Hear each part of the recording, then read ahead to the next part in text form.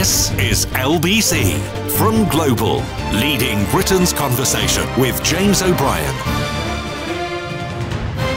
Good morning, it's 4 minutes after 10 and you are listening to James O'Brien on LBC. That Joe Biden story coming out of America, I to my relatively well-tutored eye, I think that's a very big deal. I really do. And we will be turning our attention to it shortly after 11 o'clock today. After 12, something a little bit silly that I'm a bit too embarrassed to share with you at this point. Before 12, and this is quite important, I will be issuing an apology for something that happened on the programme a few weeks ago and which I feel I need to address directly and offer you a full and sincere apology for something over which I alone had full control and for which I take full responsibility. So that'll be at about 5 to 12 today. The time now is 5 minutes nearly after 10. And we turn our attention first to some polls, which are unanimous. We are unanimous in the size now of the gap between the Labour Party and the Conservative Party. I think it's YouGov this morning that's up to 25 points. It will hit 30 soon, I think, if things carry on in this direction. And the Conservative Party must be tearing their hair out, their collective hair, because nothing is working. Let Rishi be Rishi. Do you remember that? How long ago was that? Let Rishi be Rishi. This week alone, 2 enormous faux pas, managing to malign transgender people while the mother of a murdered transgender girl was making her way to the public gallery in the House of Commons. And, of course, accepting that bet on a now, I believe, discontinued television programme over the fate of refugees being deported to Rwanda. Incredibly tin-eared, I think, is the phrase, isn't it, that we used to use?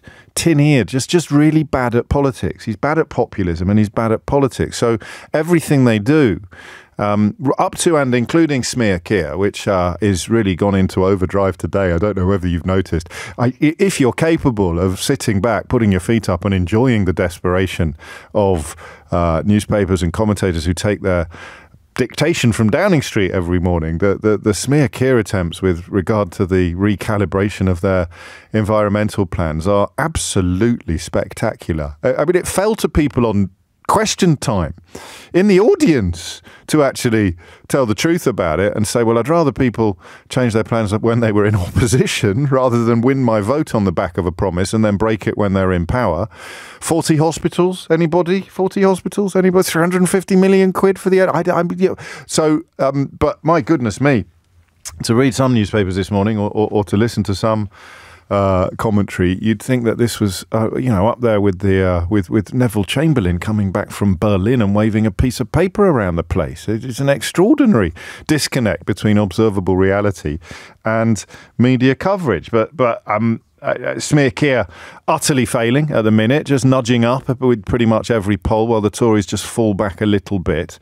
And yet I feel we're doing political analysis this morning, lads, all right? So strap yourselves in. And it's going to be a political analysis phone-in with a very odd twist, in that the people I want to hear from most are the people who are thinking of not voting at all. I'm not sure we've ever done that before. And one of the reasons why I want to do it today... Oh, that's nice. I've already had a text saying, James, you are forgiven. I would urge you to wait until 5 to 12 today when...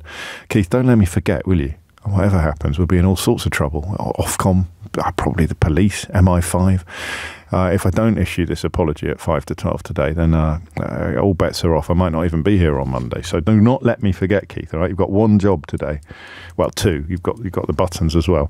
8 minutes after 10 is the time. One of the main reasons I want to have this conversation today is because the brittleness of this lead seems very real to me. What you don't meet when you're out and about, or indeed when you have the enormous privilege of presenting a daily radio phone-in programme, what you don't meet much is what you could call passionate Keir Starmer supporters. Okay? There is, inevitably, with the old horseshoe theory, extremists on the left and on the right like to pretend that anybody who is repulsed by extremists on the left and on the right are passionate Keir Starmer supporters, blind to his faults and persuaded that he is the Messiah. I don't think I've met anyone who thinks that Keir Starmer is the Messiah, and this is a problem. insofar as it makes it hard to pin down precisely what he is offering, other than not being the Tories. I think for millions of people, that's more than enough. For millions of people who have voted Tory in the past, quite possibly even in 2019. He came back from Munich, not from Berlin. Quick fact check for you. I think for many people who possibly voted Tory in 2019, not being the Tories is more than enough to get your cross in Keir Starmer's box. But that brittleness of that lead seems to me to be built upon, in part, the determination of the Labour leadership to second-guess attacks, to preempt attacks. The net zero decision will have upset a lot of good people, a lot of sincere people.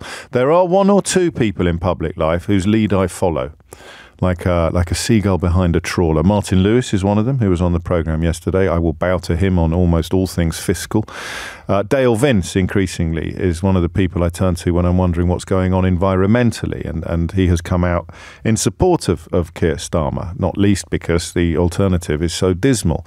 But making a pledge to spend 28 billion quid on something, and then a couple of years later, when the economic circumstances have changed violently, largely as a consequence of letting Liz Truss anywhere near Downing Street, changing that pledge seems to me to be sensible, no matter how hard the Smear Keir brigade tried to turn it into a scandal of epic proportions. So that's the problem. Starmer is not inspiring people, for good or for ill. I think he is quite an inspiring character when you dig into his backstory and when you dig into what he does and what he believes in. But if he's not getting that across to the people, that is partly his fault. Millennials, which is people born between 1981 to 1996, are millennials. So that's a crucial demographic, 1981 to 1996. And you can nibble around the edges of that. They are less likely to vote. The Resolution Foundation has warned that low turnout among millennials could offer the Conservative Party a fighting chance. Labour is facing a crisis among Muslim voters as support plunges, largely as a consequence of Keir Starmer being perceived as they say in Yorkshire, neither nout nor summit when it comes to the crisis in the Middle East. Or in fact, that's probably a bit generous. He's perceived as being too supportive of Israel's continuing attacks upon Gaza. You know, there are numbers here. There are statistics that suggest a hemorrhaging of support among Muslim voters. And I was chatting to a 19-year-old a couple of days ago who told me he wasn't going to vote. I don't think I'll vote. Just because he didn't see the point. It wasn't that he had particularly strong feelings of antipathy towards anybody, although I was surprised he didn't feel more negatively towards the Tories. But if you're 19, this is all you've ever known. You were 5 when they got into power. All you've ever known is the demonisation of refugees. All you've ever known is austerity and cuts. You don't know what you got till it's gone, as Joni Mitchell famously observed. But if you never knew what you had, you don't notice that it's gone. If you've grown up in a town with no library, or you were a kid with no Sure Start, or your council funding for anything from, I don't know, clearing snow off the pavements right through to providing youth clubs for young people, you never knew that. There's a whole generation, a whole cohort of first-time voters who have only ever known austerity and latterly culture wars. They don't even know what politics looks like when politicians are promising to improve things rather than make things worse for foreigners or single mothers or unemployed people. It's extraordinary. And of course, they don't even fully appreciate the idiocy of Brexit because they weren't planning on exercising their freedom of movement when we were passing Brexit through because they were too young to have thought about it. So you've got young people. You've got millennials who are older than young people, which is quite hard for 52-year-olds like me to grasp because in my mind, in my mental shorthand, millennials are still in short trousers. You've got millennials, you've got young people, you've got Muslims, you've got possibly today environmentalists, as in really committed environmentalists who recognise the urgency of the kind of policy that Labour has now diluted for, I think, fiscal but quite possibly electoral reasons as well. And you've got a 25-point lead even with YouGov, but you've got a sense that it's still all to play for. That he, Keir Starmer, is still carrying a Ming vase across a ice rink. So you're all welcome. You don't have to be in any of the categories I've just described. I'm going to presume that by dint of listening to this programme, or at least still listening to this programme as we approach 10:15, you are in some sense politically engaged, possibly more politically engaged even than the average, right? Because this is what you're choosing to listen to. You could be listening to Mantovani or Steps, but you're not. You're listening to me, which means you're interested in the news, which means you're interested in politics. So that's, I think, a qualification for contribution. To be politically engaged, but to be genuinely contemplating, ideally to your own surprise. You're quite surprised to find yourself in this position, that you are toying with the idea of not voting at all whenever this general election is actually called. Still looks like being at the end of the year. If it's going to be in May, he's going to have to get his skates on and do it soon. So that's why are you thinking of not voting? And I think, for me, the big surprise is why you would not be voting to get the Tories out after 14 years of carnage, really. Economic carnage, culture war carnage, distraction, dead cat carnage. They've killed so many cats, honestly. And remember, cats have got 9 lives. So if you're actually throwing a dead cat onto the table, you've already killed it 9 times. It's extraordinary what they continue to get away with. I'll show you shortly how bad things are with an interview from yesterday where the Chief Secretary to the Treasury, Laura Trott. You look back fondly on the days when you'd never heard of Laura Trott. It was only a couple of weeks ago I was getting her confused with an Olympic cyclist of the same name, although that was her maiden name.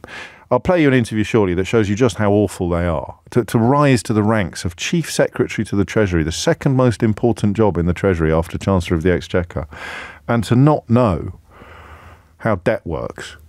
I mean, it is one of the most extraordinary interviews you will ever hear, and you will hear it after this if you haven't already. But why would you not vote in the 2024 general election? All right? Any answer you've got. You don't need to be in one of the categories I've described. I am fascinated today to learn 2 things. Number 1, your personal position and what explains it. And number 2, just to get a level, a measure, a hint of the brittleness of this opinion poll lead. 25 points. In normal circumstances, you'd be popping the champagne corks. But to me, it just feels brittle. It feels fragile.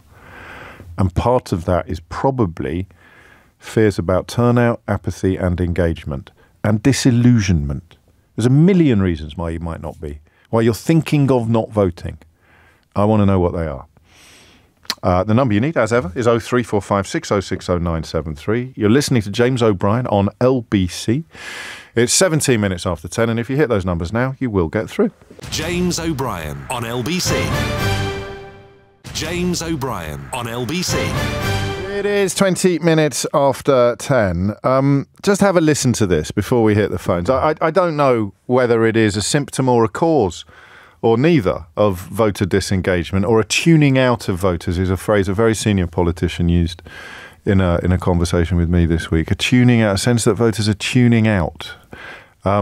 Whether it's because the government is just so awful, I do not know.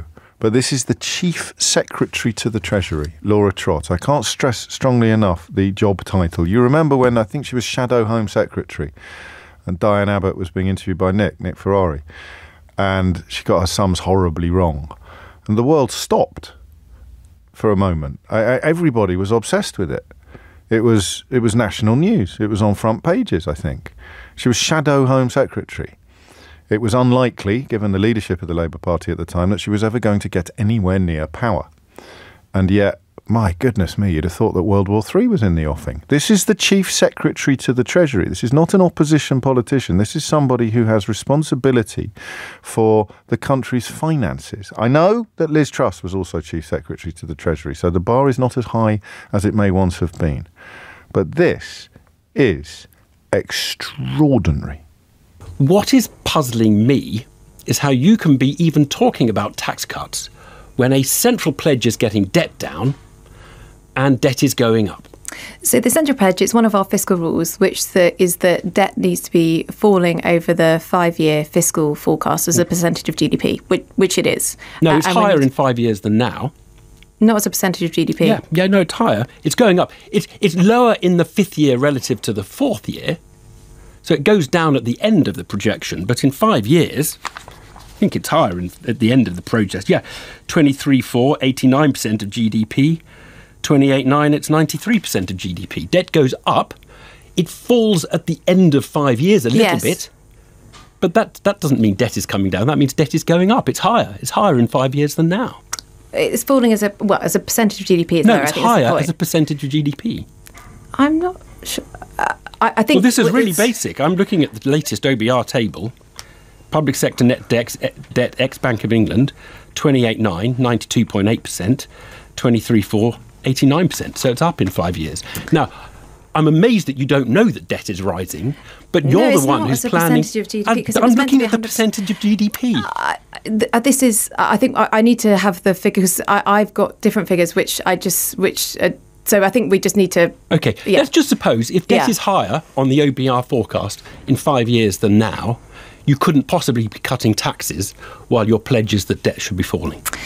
The point is that we have our fiscal rules, and within those we have an amount of headroom. So we will only do things that are fiscally responsible and sit within our fiscal rules.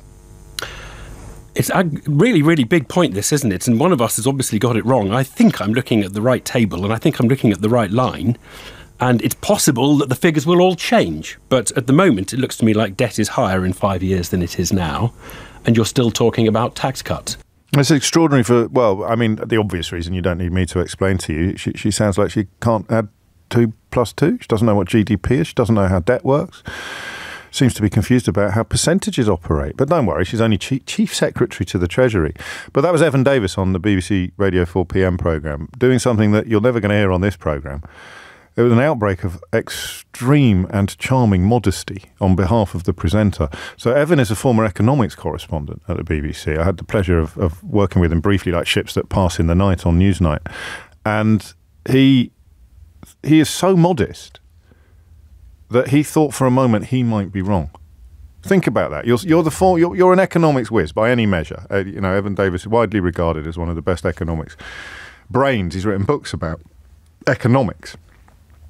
You're in a studio with the Chief Secretary to the Treasury, and the Chief Secretary to the Treasury says to you in terms, well, of course, the moon is made of cheese. And because he's so modest or so decent, he thinks, well, maybe I'm wrong. Maybe the moon is made of cheese. You can hear it in his voice. Well, let me just check. You can't quite believe what's coming out of the mouth of the Chief Secretary to the Treasury because it is so completely at odds with observable reality. But it won't matter. She won't lose her job. She won't be on front pages. She won't be talked about for the next 2 months as an example of one of the worst political... Now, why could that possibly be? Why would an opposition politician called Diane Abbott get kicked for years for messing up one sum in one studio while in opposition, while a politician called Laura Trott messes up her understanding of the entire fiscal landscape in one interview in one studio? And I don't know that there'll be anywhere else today in the UK media that's still talking about it. Make of that what you will. What's the difference between Laura Trott and Diane Abbott? 25 after 10 is the time. Back to the question of why on earth anybody, given what is currently in power, would be thinking of not voting in this year's general election. Johnny's in Watford. Johnny, what would you like to say? Morning. Congratulations on the book. 2 things. Diane Abbott, we know why. And 2, Evan Davis has got a book out called Post-Truth. That's a while ago. It's a very good book. Yeah, we should update it, or maybe someone else has. 6 things. Hillsborough, Orgreave, Grenfell. Windrush, post office, contaminated blood. Question to you. Yeah. What has politics done for those 6 things? Well, Hillsborough, if it weren't for Gordon Brown's promise to Andy Burnham to reopen the inquiry, the families wouldn't have achieved any sort of resolution or closure, and most of them, dissatisfied though they may be with the absence of consequences for the people responsible, most of them acknowledge the truth has finally come out and the apologies from people in power have been issued. Grenfell is a work in progress, but I share elements of your pessimism. The post office scandal as a consequence of journalism in 2015 by the BBC and Nick Wallace and others. The truth finally came out, albeit that Conservative ministers post-2015 did absolutely nothing about it until the ITV drama kicked in and even gave Paula Venables a knighthood. Windrush, I would chalk up with you as a deeply disappointing scar upon recent British history that the Tory party have done absolutely nothing to heal. But almost all of these are reasons to vote Labour, not reasons not to vote at all. Very persuasive. But it's too close to Corbyn. You're doing well. You do this for a living. 15 hours a week. Yeah, 14 mate. Don't forget. Yeah, thank you. Yes. Thank you. So there is your answer. I mean, you've just listed... and in fact, that interview, I won't plug the BBC unduly, but during that interview, when she was trying to smear Keir, Evan Davis hit her with a long list of Tory U-turns as well. Most obviously, off the top of my head, I suppose HS2 or the absence of 40 hospitals. But those are all reasons, almost every one of those. I mean, Hillsborough, the collusion between Margaret Thatcher, her press secretary, Bernard Ingham, the local Conservative MP in Sheffield, and of course Murdoch's press, represented by the disgraced former editor of The Sun, Kelvin Mackenzie. Don't say his name. No, all right, sorry. No, sorry. I'll get some Listerine. So those are all reasons to vote, mate. Those are all reasons to change the driver of the bus, the national bus, aren't they? Yeah. I mean, the good thing is Seamus Milne is nowhere near Labour and Cummings is nowhere near Conservative. And I actually voted... You've phoned a show that's about people who are thinking of not voting. Yeah, because I don't want to vote this time. Because what is it? Because of Hillsborough, Grenfell, Orgreave, Windrush, Post Office, contaminated But without decent leadership, you're never going to get the resolution on the other scandals, the other national tragedies you described that you have in part got on Hillsborough. Directly as a consequence. In fact, I plugged 2 full disclosure episodes. I sense I don't need to plug them to you, Johnny, but to other people. Listen to my Andy Burnham full disclosure when he goes into incredible and emotional detail about that moment. Being booed by the entire fan base of Liverpool Football Club on a football pitch. Gordon Brown telling Gordon Brown, we've got to do that. I mean, it's an amazing story of politicians making a difference in precisely the arenas you describe.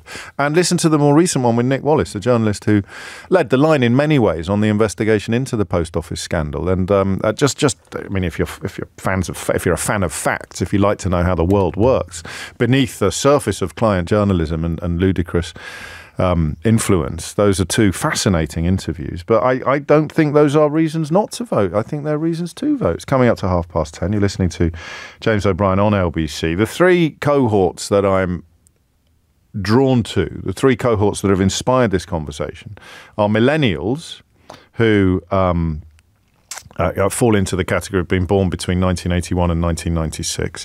The Resolution Foundation finds they're thinking of not voting. Muslims who are thinking of not voting Labour, and therefore, I presume, not at all, as a consequence of Keir Starmer's stance on Gaza. And young people, this is my own observations, people younger than millennials who, for some reason, for reasons I don't fully understand, just feel that there's almost no point doing it. You don't need to be in any of those categories by any stretch of the imagination. Johnny clearly isn't, but if you are, you're already in the news, and I want to know why. If you're not, then you're going to be in the news later this year if things don't change, and I want to know why. Why would anybody in the current political climate entertain for a nanosecond the notion of not voting? 0345 6060 973. Thomas Watts is here now with your headlines. James O'Brien on LBC. James O'Brien on LBC.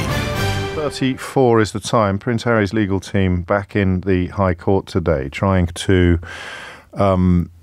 bring the cases that weren't considered in the last battle that he won against Mirror Group newspapers into play. So I don't know if you remember, it's one of the reasons why Piers Morgan's response to the verdict was so disingenuous and in many ways dishonest, because the majority, I think, of cases or of examples that Harry's lawyers had and his code plaintiffs had brought before the court were not considered by the judge. The verdict that the Mirror Group was guilty was reached by looking only at some cases. So his lawyers are in the High Court at the moment trying to get all the other cases considered as well. That would ramp up damages, for example, enormously, and they will find out in the next hour or so whether or not that has been successful, and it's another reason to stay tuned. I'll bring that to you as soon as it happens. Indeed, we will hear from a member of Harry's team, if not on the steps of the High Court, then live on the programme. 10:35 is the time. Back to this question of why on earth you wouldn't vote, given the madness of the current political landscape, and as Emma points out, the necessity of a change of government. Very simply, the best slogan going into this election would just be Tories out. Labour could ensure this tomorrow if they made pacts with other progressive parties, but they are too pig-headed. I'm gutted over the green stuff, even though I saw it coming. I'm only paying my membership subs for that slogan now, Tories out, because Labour currently are a bitter disappointment. Yeah, that's hope versus despair. You can cope with the despair. It's the hope that gets you. Harry's in Islington. Harry, what would you like to say? So I'm quite young. I'm 19. Right. And I think that the schools and colleges, they don't do enough to make you understand politics. So I think for a lot of young people, young people, that people won't vote because they also don't. They think what's the point? Really? And partly because they don't understand.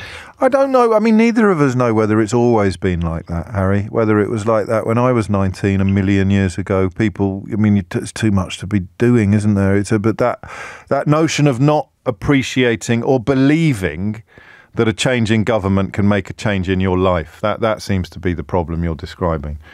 Yeah, I just think that politicians, politics is just one game, and everybody, most of the time, they're just lying. You know what I mean? For example, when we was leaving the EU, we was told there'd be better trading deals and things like that, and the cost of living has never been as high as what it is at the moment. But isn't that a reason to get rid of the people that told you it would be a good idea? And they are conveniently still in power. Rishi Sunak was a leaver. The entire cabinet has to pretend still 7-8 years later that Brexit was a good idea, whereas Keir Starmer was one of the leaders of the calls for a second referendum and was one of the loudest voices pointing out the catastrophes that were on the horizon that have now happened. So yeah, but do they have does anybody actually have a plan of action that they can put into place to ensure that what they're saying they're going to do, they are going to do? Well, that's a problem. That's a problem. Leadership is all well and good, but yeah, no, you're right. Nobody can follow through on what they're going to say. Then what's the point? Well, you can't prove it, can you, until you're in power? What would work for you then? Is there anything that would stiffen your resolve, that would make you think, yeah, all right, then I'll pop down to the polling station on Thursday and I will actually vote for X, Y, or Z? What would you like to see? Do you know?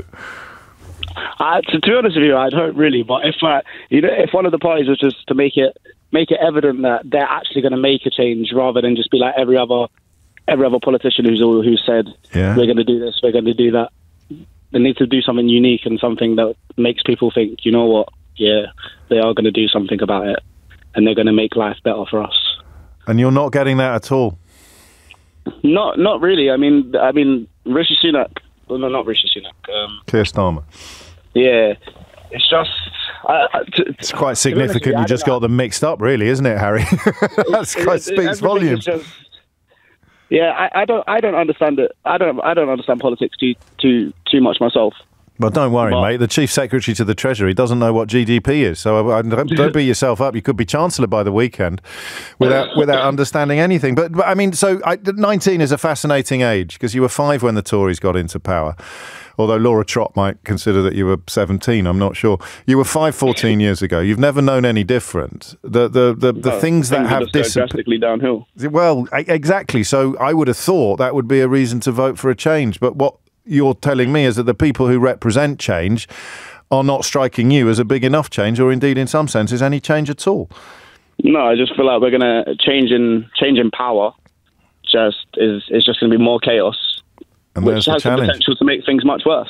And there is the challenge for the Labour Party. Take it from me, as an older but definitely not a better man, take it from me that it will not be worse. It could not be worse. What we've seen in the last few years is unprecedented in its awfulness. You've mentioned Brexit, turning the country into the first in history to vote to impose economic sanctions on itself. You've seen people like Nadine Dorries and Jacob Rees-Mogg and Lee Anderson and now Laura Trott rise to prominent positions in the governing party despite barely having a brain cell between them. I mean, these are extraordinary times, but if you've known no different, and the Labour Party struggles, of course, to get its package, its offer, its presentation before you, because 80% of the media is controlled by Tory donors and Tory owners.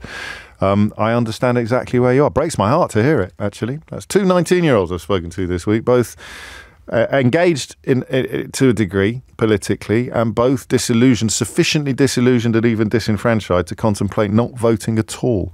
And I'll tell you something that I think everybody would agree with. That's brilliant news for the Tories. That is bad news for Labour, good news for the Tories. People not voting for change is good news for the people responsible for the situation that we are currently in. And if you think the situation is great, then you're probably a billionaire. In fact, there's a great line about that, isn't there? There's only two kinds of people who should be in favour of this government and their policies: billionaires and stupid people. And you can tell which one you are by checking your bank account. Jason's in Totnes. Jason, what would you like to say? Hi. I'm just touching on the previous caller, really. I thought he did really well with what he said. Is it coming to a point, I kind of feel like, is it too dangerous to vote? Because we're going round in circles. Are we, though? Are we really? I don't know. It never seems to get any better. It's been 14 years. What are you comparing it to? Poverty, child poverty.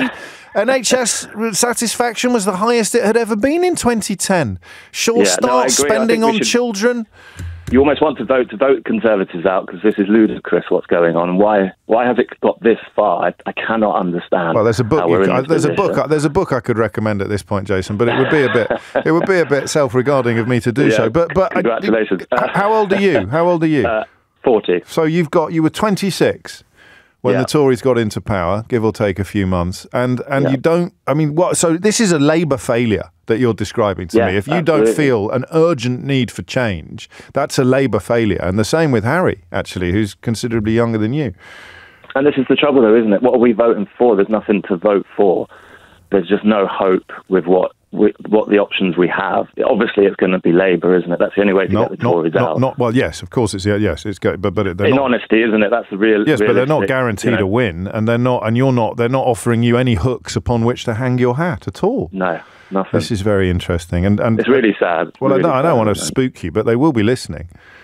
Yeah, they will be listening to you and to Harry. Even coming on the show, to be honest, I'm still quite nervous. Well, don't be, and you out would of my comfort zone, but. Well, thank you for doing so, but you will, come election day, be seriously considering not popping in at all.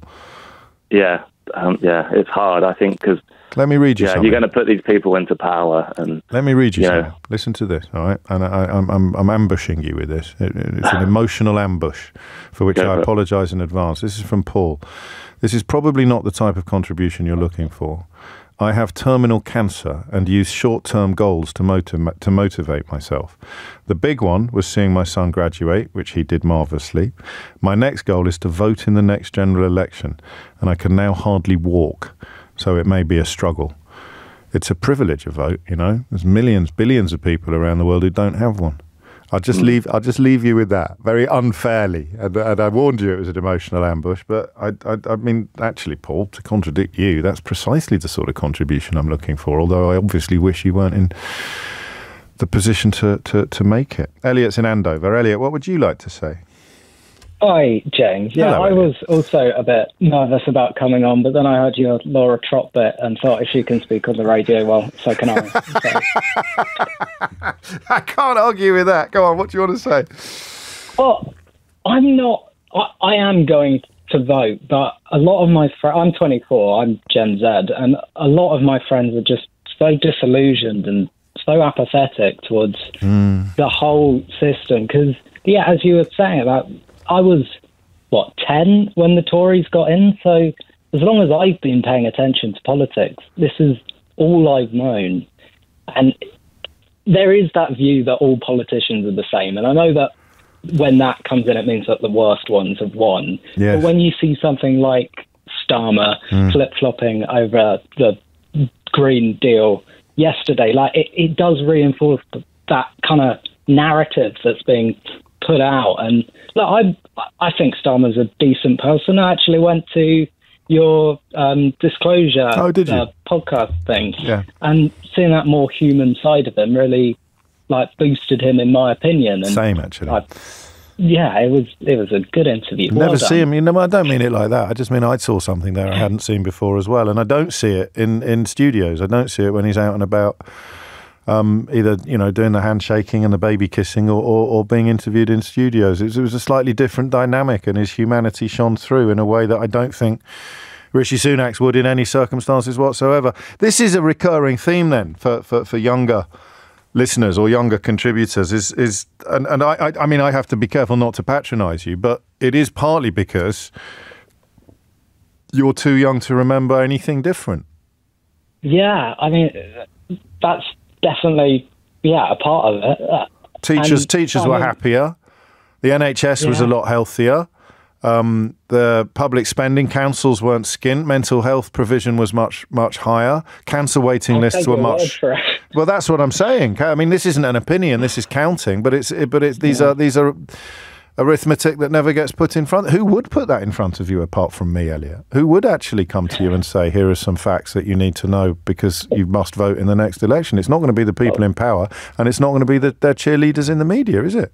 Well, also, there's no one for people my age, really, in the UK especially, who's on the left who speaks about this stuff. Like, you go online, Tucker Carlson yesterday, Andrew Tate, like, those are the role models. Those right-wing kind of demagogues are the people who are getting political sway with my generation. And I've got a lot of faith in my generation. I know I'm contradicting myself a little bit. Not necessarily. But most people are decent and I believe that. Have empathy. It's just when it's presented in sound bites, it's really easy to be pounced on by bad actors. And it doesn't help where I live. I live in a pretty safe Tory seat. I live in Andover. It's Kit Malthouse. That's another reason for disengagement, isn't it? What's the point? I mean, that's the problem with the electoral system, but it's relevant to the conversation that we're having. The electoral system can be a reason for apathy, a reason for disengagement. I sense I don't need to tell you that you must vote. You said you were going to anyway, but you've given us a nice insight, a helpful insight into why some of your generation won't. And there is something in there with the listen, demagoguery is as old as the hills, right? It's as old as humanity itself. And the tactics are exactly the same. You just provide people with someone to hate and tell them that you're there to protect them or to promote them, whether it's women that you hate or foreigners that you hate or unemployed people that you hate or Muslims that you hate or Jews that you hate, whoever it is, throughout the ages. That's what they do. But the platforms are different. And the people who push back against those forces in the modern world, using the examples that Elliot describes, they don't have the platforms. They haven't engaged with the platforms to push back effectively. That might be part of it, although I don't know how significant it would be in the context of people contemplating not voting at all. 10:47 is the time. Coming up later on the programme, we should find out about Prince Harry's latest legal action in the High Court. I want to give you a little insight, if I can, into the madness of Prince Harry coverage, because he did come to visit his dad this week. But some of the newspaper coverage was so vicious that it made me wonder what they would have done if he hadn't come.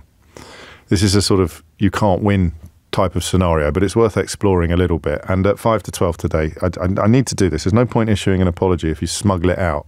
When I was on newspapers, if they made a mistake on page 1, they put an apology 6 months later on page 49. So I am issuing a very important apology at 5 to 12 today. And I don't want you to miss it. The time now is 10:48. James O'Brien on LBC. James O'Brien on LBC. 10:52 is the time. Julie says, I cannot believe people saying they're not going to vote in the general election. This is for yours, your children's, your grandchildren's future. You'll be helping the vile Tories to get back in. This is what they want. You all need to wake up. Kerry, bloody hell, we have to get the Tories out. And the only option, because of first past the post, is Labour. Shane, the young do have one hell of an incentive this time. Get the Tories out. The young have been trampled on, but I'd be surprised if apathy were to be the reason why Labour don't win. And this rather longer contribution from No Hostages makes a very powerful point very eloquently. I've lived in the UK for 13 years, voted in every election. Before that, I lived in Ireland and voted in several elections and referendums. I cannot emphasise how different the experience is. I can easily see why people here consider it pointless. In Ireland, there are multiple seat constituencies and preference-based voting. You cannot waste a vote, and there are no, quotes, safe seats, end quotes. You rank the parties based on how they align with your values and preferred policies. So you never feel like you've won or lost when the results are announced. The representatives you get represent a consensus of people within the constituency rather than a contest winner. It's not one of the things I took into account because it's always been true, and I'm looking at particular and specific reasons for disillusionment or disengagement. But it is part of the bigger picture, isn't it? 10:53 is the time. Paul's in Lancaster. Paul, what would you like to say? Oh, hi, James.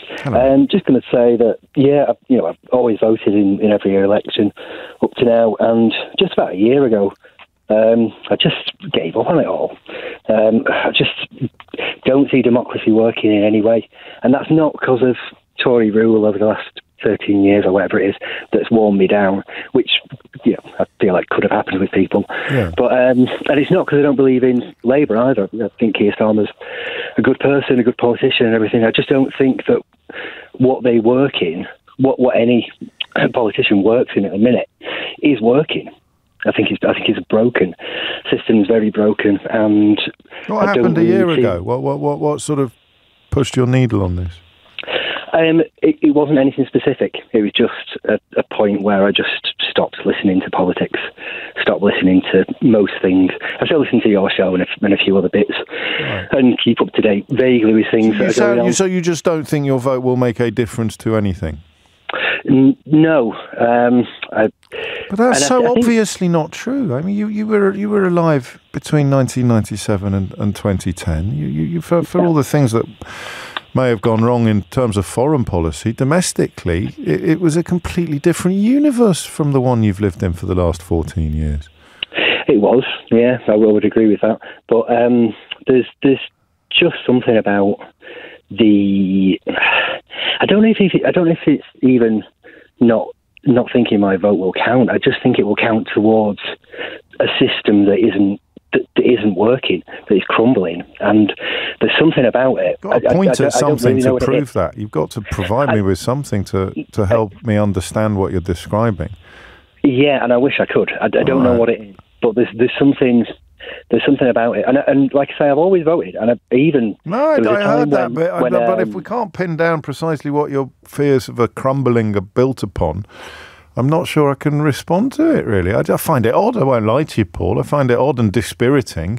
And I wonder whether perhaps, despite the fact that I bang on about it every single day, that the nature of public discourse in this country over the last 10 years, the way in which all dissent has been squeezed out, anything remotely anti-Tory, never mind left-wing, has been completely closed down, while people on the left wing or the left of the left wing contribute to the destruction and the chaos by banging on endlessly. Here you go, I'll read it. Well, there was one politician on the left who inspired thousands of young people and offered them hope and a real alternative.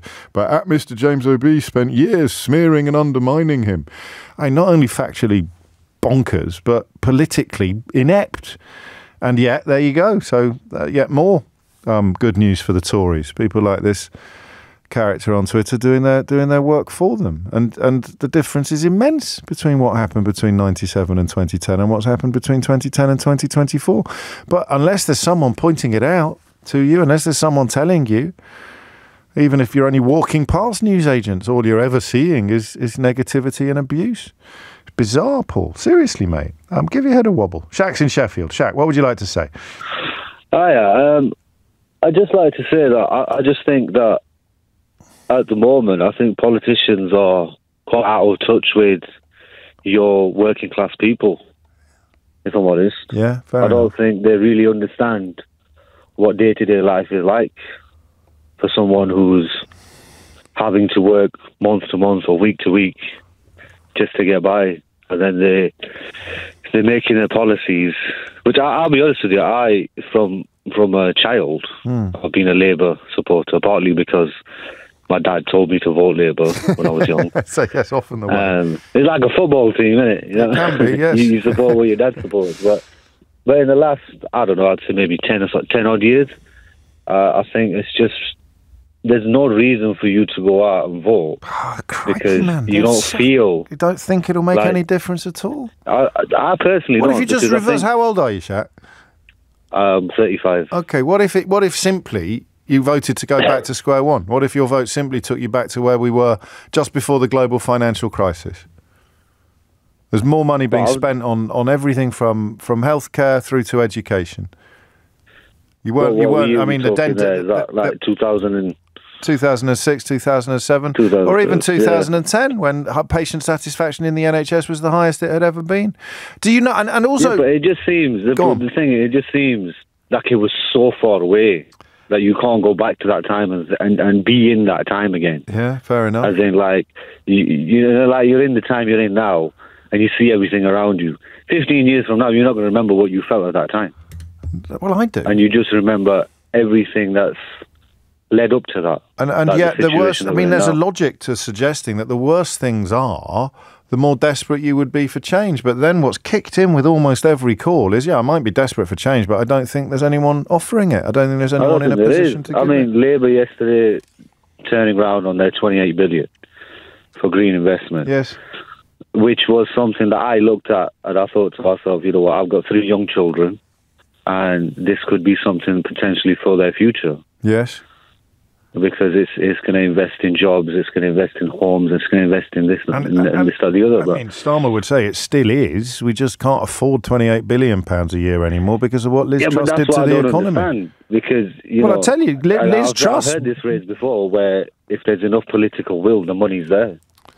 That's true. The political will just died down. No, that's true. And that alienates you, and because you're thinking of your children. Well, what then? I mean, what then about the response to that, which would simply be, all right, they're not doing as much as you would want them to do, but they're doing a hell of a lot more than the other lot would. So why wouldn't you vote for them?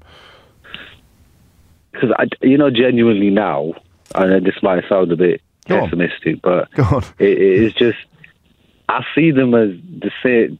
There's 2 heads of the same dragon. This is huge, isn't it? This is a really important issue.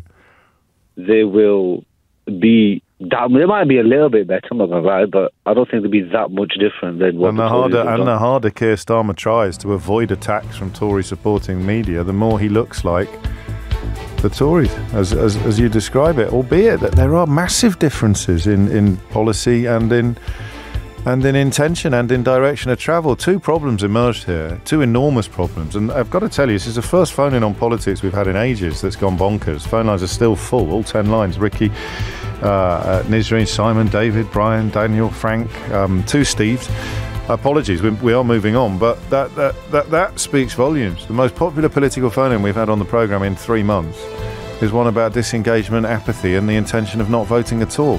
That's a problem for the Labour Party. It's absolutely brilliant news for the Tories because their base, they'll be voting in their droves. James O'Brien on LBC. It is 5 minutes after 11. Has anyone got a fisherman's friend? Can we get a fisherman's friend, please, for Thomas Watts there? I don't know if it's unprofessional of me to draw attention to it, but we've all been behind the microphone with a little bit of a cough or can we please get a fisherman's friend, please, to the newsroom for Thomas there? It's terrible to hear the man struggling like that, but sterling work, Thomas, for which we thank you as always. 5 minutes after 11 is the time. You're listening to James O'Brien on LBC, where can I have a couple of minutes to indulge in a bit of navel gazing? Would you mind?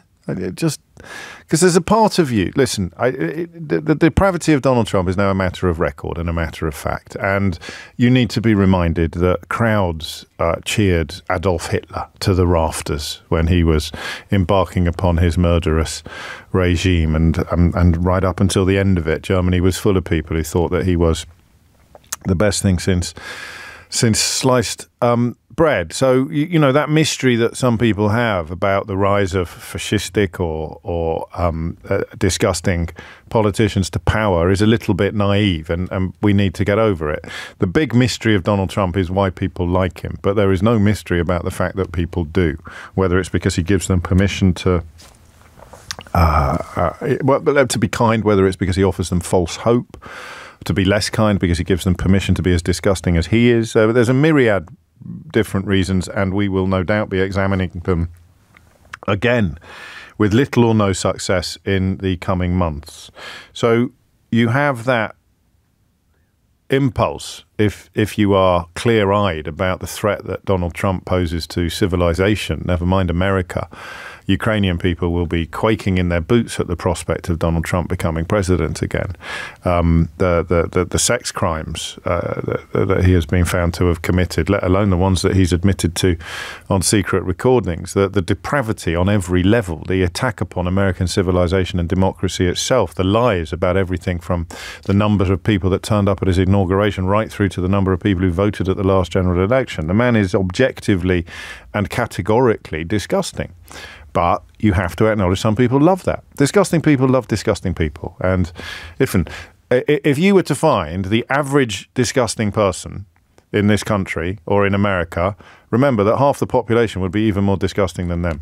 So you get the least disgusting person here, and you get the most disgusting person there, and then smack in the middle is the average disgusting person in any population, and half of the population is even more disgusting than he is, or she. 7 minutes after 11 is the time. Seems important to mention that. So you come to the story about Joe Biden reluctantly. And then there's a little bit of you that wonders whether you should. Because if you're battling against liars and cheats and denigrators of observable reality and purveyors of fake news and inventors of alternative facts, there are times when you wonder whether you have to fight fire with fire. You know that line that Hillary Clinton deployed about when they go low, we go high, backfired pretty horribly. She would have used the word deplorable rather than disgusting, but they both mean the same thing. You are being very naive and very foolish and at best very optimistic when you think that pointing out how deplorable people are being will stop them being deplorable. They actually love it. You see it in this country. It's precisely the base that the Tory party is appealing to. They're competing now over who can be the most vile about refugees, or indeed about transgender people. These are the only battlefields left for a Conservative party that has brought the country to its knees. And in America, it's times 10. Everything's times 10. So that's the navel contemplation over and done with. There is a very, very large part of me that doesn't want to say what I'm about to say. But Joe Biden is a big problem now. I mean, it's been bubbling away for a while, hasn't it? And the evidence now is becoming, I would have thought, insurmountable. This special report into the documents that were found in his garage essentially excuses him from facing further investigation because he is adjudged to be unfair. It was Michelle Obama, I think, not Hillary Clinton, who said, when they go low, we go high. Forgive me. But it backfired, and I think she said it as part of... it doesn't matter. It didn't work, did it? They went lower. When they go low, we go high. And Donald Trump said, well, we'll go lower. There is no low. We will not go, as he proved, of course, on January the 6th and subsequently. So I think there's a massive problem here. And I think that the liberal tendency or the anti-fascist tendency that many of us have when it comes to Trump means we're probably a little bit frightened of saying it out loud, because it looks like being a two-horse race. And one horse is disgusting and the other horse is, it would seem to me, looking too fragile to feature. I don't know how to do... well, I do know exactly how I'm going to conduct this conversation, and it is the perfect way in which to do it. But first, some evidence. Earlier this week, he got President Macron mixed up with Francois Mitterrand, who died in 1996. Now, you know, I speak solidly sometimes, it seems, doesn't it? For 15 hours a week to you, give or take a mystery hour. And I misspeak occasionally. The only one I've picked up on recently, because there was a bizarre fireworks display on Twitter, was when I called Brianna Jai he in a sentence where I was also talking about her dad. I just got my words the wrong way round for a nanosecond before correcting them, which, of course, does nothing to insulate me from accusations of base transphobia in some corners of the internet, but I think we can all progress untroubled by that. I'm just talking about the misspeaking of people who speak for a living. You're allowed a few free passes. You're allowed a few. I interviewed Bob Crow once, the former leader of the Rail and Maritime Union, who was going on strike on January the 31st. And I said, that's a bit cruel, isn't it, Bob? Everybody's out partying on New Year's Eve. And he said to me, I think you'll find that New Year's Eve is December the 31st, James. And you just you're live on the radio. There's no getting away from it. You want the world, you want a big hole to open up in front of you so that you can jump in it. But the Biden stuff is not exceptional anymore. It's happening all the time. And it's accompanied by an air of fragility and frailty, an air of mental compromise. And at 81 years old, he could be as fit as a fiddle, mentally, but he isn't. I think Trump's got all sorts of problems as well in similar departments. He comes out with some absolute gibberish, but of course his crowds cheer it. The curse of the liberal is to pick over your lot almost as assiduously, if not more assiduously, than you pick over the other lot. Have a listen to this. There's a few things happening here. He gets Macron mixed up with Mitterrand. He appeared to forget the name of Hamas. He described the Egyptian president as the president of Mexico when discussing the war in the Middle East. And, of course, underpinning all of this is the report into documents that should never have been taken from the White House being found in his possession, and its essential conclusion that he is too forgetful. He's too mentally fragile to answer questions.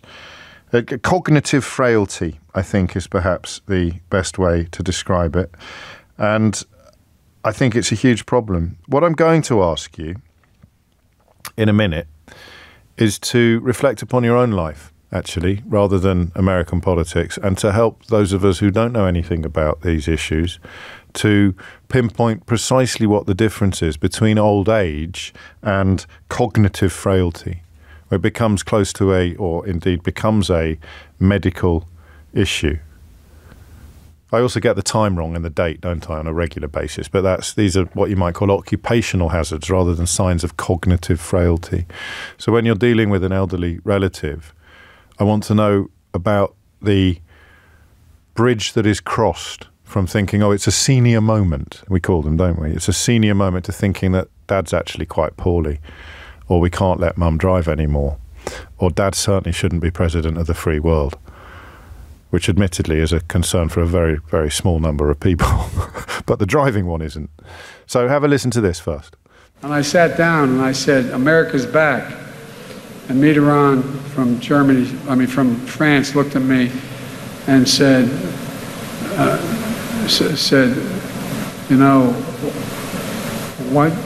how long are you back for? There's been a response from the opposition, but yes, I'm sorry, from Hamas, but it seems to be a little over the top. Initially, the president of Mexico, Sisi, did not want to open up the gate to allow humanitarian material to get in. I've been pushing really hard to get humanitarian assistance into Gaza.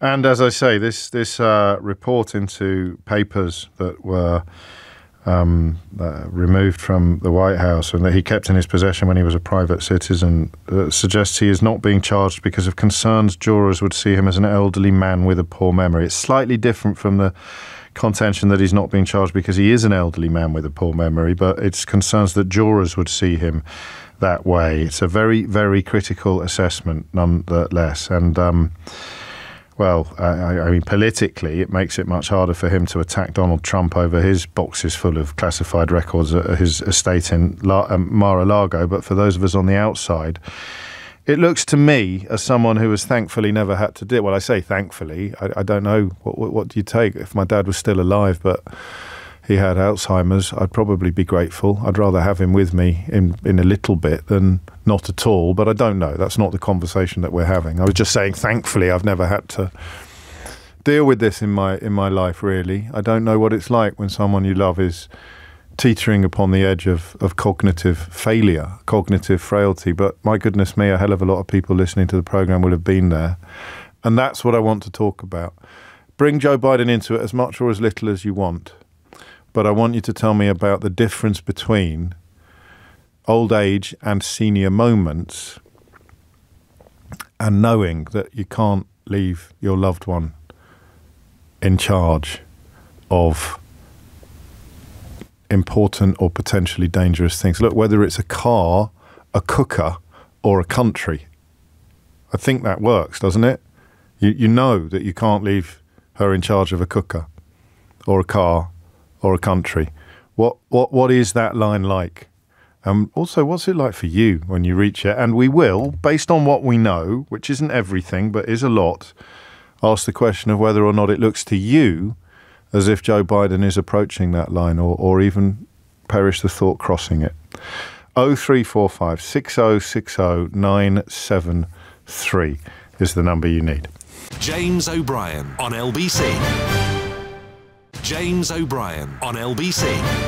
It is 20 minutes after 11 and you are listening to James O'Brien on LBC, where the question is, about Joe Biden and his cognitive frailty, which is a kind way of putting increasing evidence of a loosening of a grip upon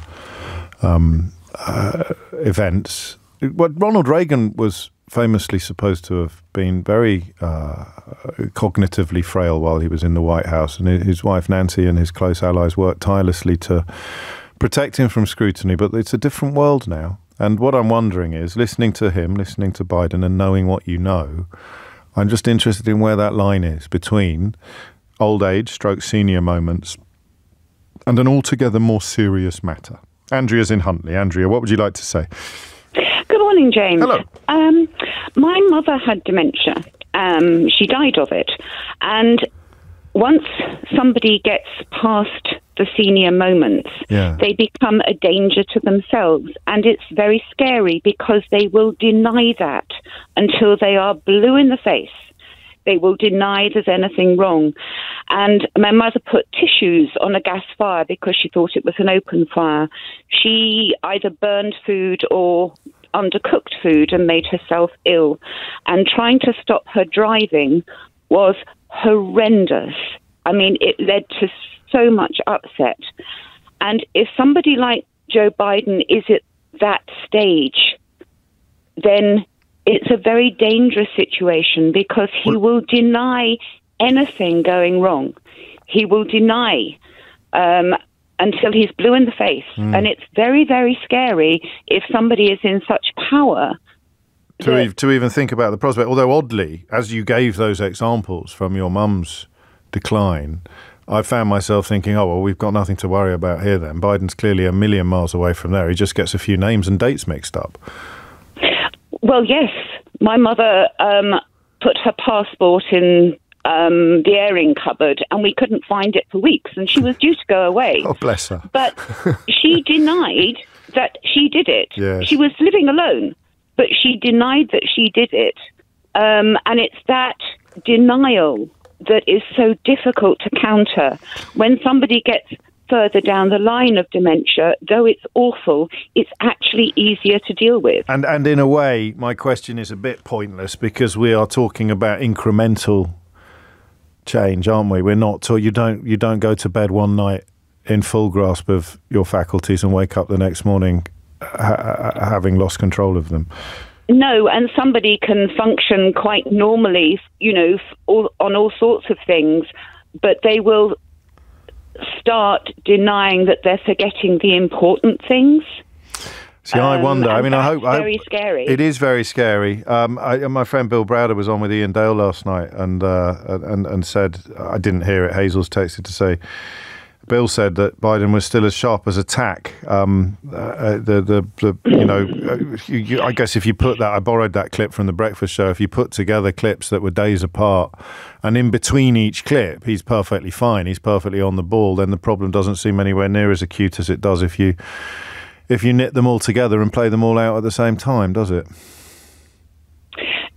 No, somebody can come across. My mother presented very, very well. Her friends denied that she had any problems and accused my sister and I of all sorts for years.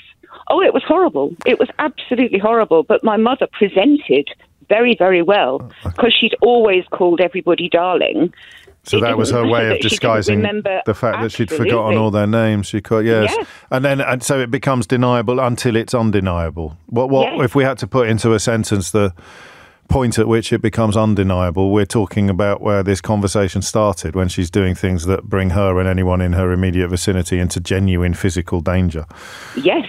Well, then, I mean, we're a long way away from that, clearly, with Joe Biden. But how far and how quickly does the decline follow? And is it even fair to be asking this question?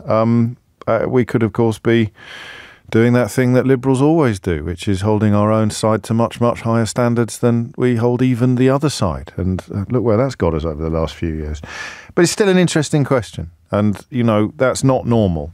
That even if the clips have been unfairly knitted together, and even if the special prosecutor in this case is a Republican, the frequency of these lapses, I think another one recently was referring to Helmut Kohl at a meeting when Helmut Kohl had ceased to be Chancellor. In fact, he'd passed away several years previously. You do it once, twice, three times. At what point does it become emblematic or symptomatic of a deeper malaise? And although the special prosecutor may be a Republican, as many of you are reminding me, it doesn't change the nature of the evidence with which he has worked.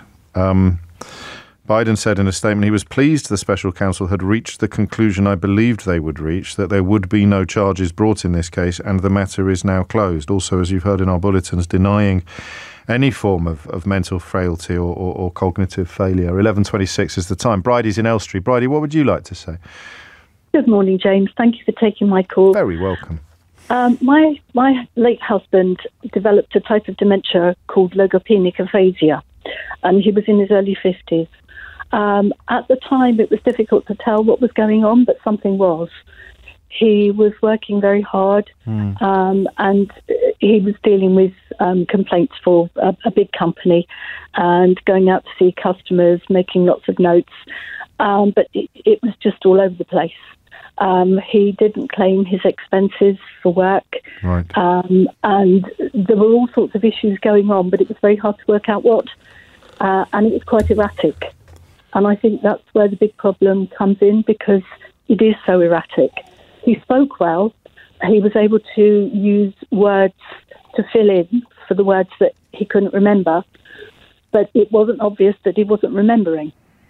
And this went on for some time until I went to visit a friend who said, no, there's something wrong. Oh. And we fortunately found a doctor, our GP actually, who'd heard of this type of dementia and recognised it almost instantly. We were incredibly lucky. Okay. But what I'd found over the years was, because we'd always worked closely and I loved his work. Yes. So I would read letters for him. There'd be new legislation which we would look at together. And I, in a way, although I wasn't complicit, it just continued to develop without it being very obvious, because my part just became bigger, but I didn't recognise that. I mean, this is, everything about this is incremental and gradual and involves denial and camouflage and covering up. Masking, I think, is the psychological term. But it is masking, yes. But I don't think he had any insight. He was just doing what he was doing, and although he was having difficulty doing it, I think he thought it was just because it was difficult. Yes. Even later on, there were only very few times when he appeared to show any insight into his condition. There was no denial. Right.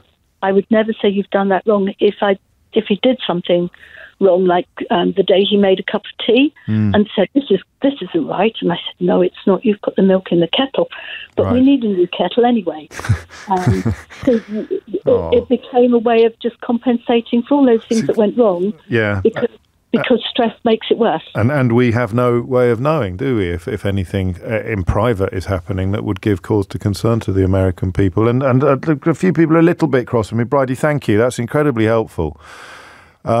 But none of this will be conclusive. It's a conversation. This is obviously, says Alice, an attack from the Republicans.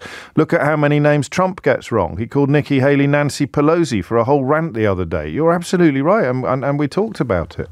And that is why we're talking about this. But, in the interest of full disclosure, why are you giving a platform to this right-wing conspiracy theory? I forget things all the time. It hardly makes me incompetent or dangerous to myself or others. This plays right into the GOP's hands. I just sense overnight a shift, and I hope I'm wrong. And if I am wrong, then we will put our shoulder to the wheel of restoring the previous situation. But I mean, Trump has obviously got all sorts of problems, some of which are cognitive, most of which are moral. It would be foolish to ignore the evidence, particularly given this special counsel, this Justice Department report. You cannot ignore the evidence that Joe Biden also has questions to answer in this field. And the question I'm asking very simply is, how do you tell the difference between a moment of forgetfulness, as you describe it, and something more serious? Because I don't think that I do routinely forget the names of hugely important figures in my professional orbit. What's the name of that fella who does the breakfast show? Or what? Who comes on after me again? It just doesn't happen. But I don't know whether it's significant or not. I got someone next to me who says Sheila Fogarty. I go, oh yeah, Sheila, of course. And then I carry on speaking about Sheila with knowledge. I just temporarily forgot her name. How big a problem is that? I honestly don't know. And I don't know whether it is emblematic of something bigger, but I can't help thinking that it might be. 11:30 is the time. Remember, big apology coming up at 5 to 12. Should be hearing from the High Court about Prince Harry's latest attempt to hold the Mirror Group newspapers to account for the instances of alleged hacking and interference that were not covered in his first court victory against them. The judge only looked at some examples of the crimes committed. So crimes, of course, that have seen other people go to jail, comparable crimes. So saw the former editor of the News of the World go to jail. Of course, by that point, he had already been appointed Director of Communications by David Cameron, just in case you think I exaggerate about the incestuous nature of relationships between right-wing media and right-wing politics in this country, and indeed criminality. 31 minutes after 11 is the time. Thomas Watts has your headlines. James O'Brien on LBC. James O'Brien on LBC. 25 minutes to 12 is the time. James, as a watcher of US politics, I have American family and friends. The issue may be that any other Democrat candidate would push to replace Biden would probably push many floating US voters into the arms of Donald Trump, and it would harden Trump's base even more. The other candidates are public zealots on one or more topics like diversity, equality and inclusion, gun control, social elements like trans in schools and sports, enforced reparations. I'll take your word for it. I mean, I don't even know who the front runners would be in the event of needing to replace Joe Biden, but if they are, and the culture wars have worked in America in a way that they haven't worked here yet, so there's probably some pertinence in that. And I feel sorry for the man, but at the moment I'm beginning to question who is making the decisions in the White House with all the problems going on in the world.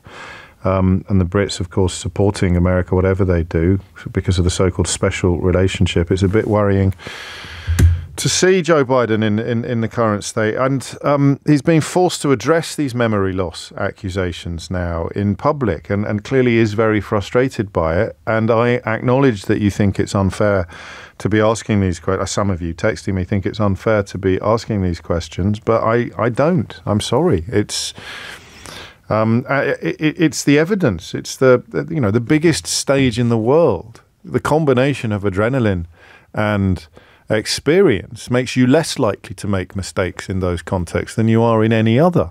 It's why you never hear me swear on the radio. I'm in a heightened state of awareness. You've never heard me swear on the radio, not accidentally, have you?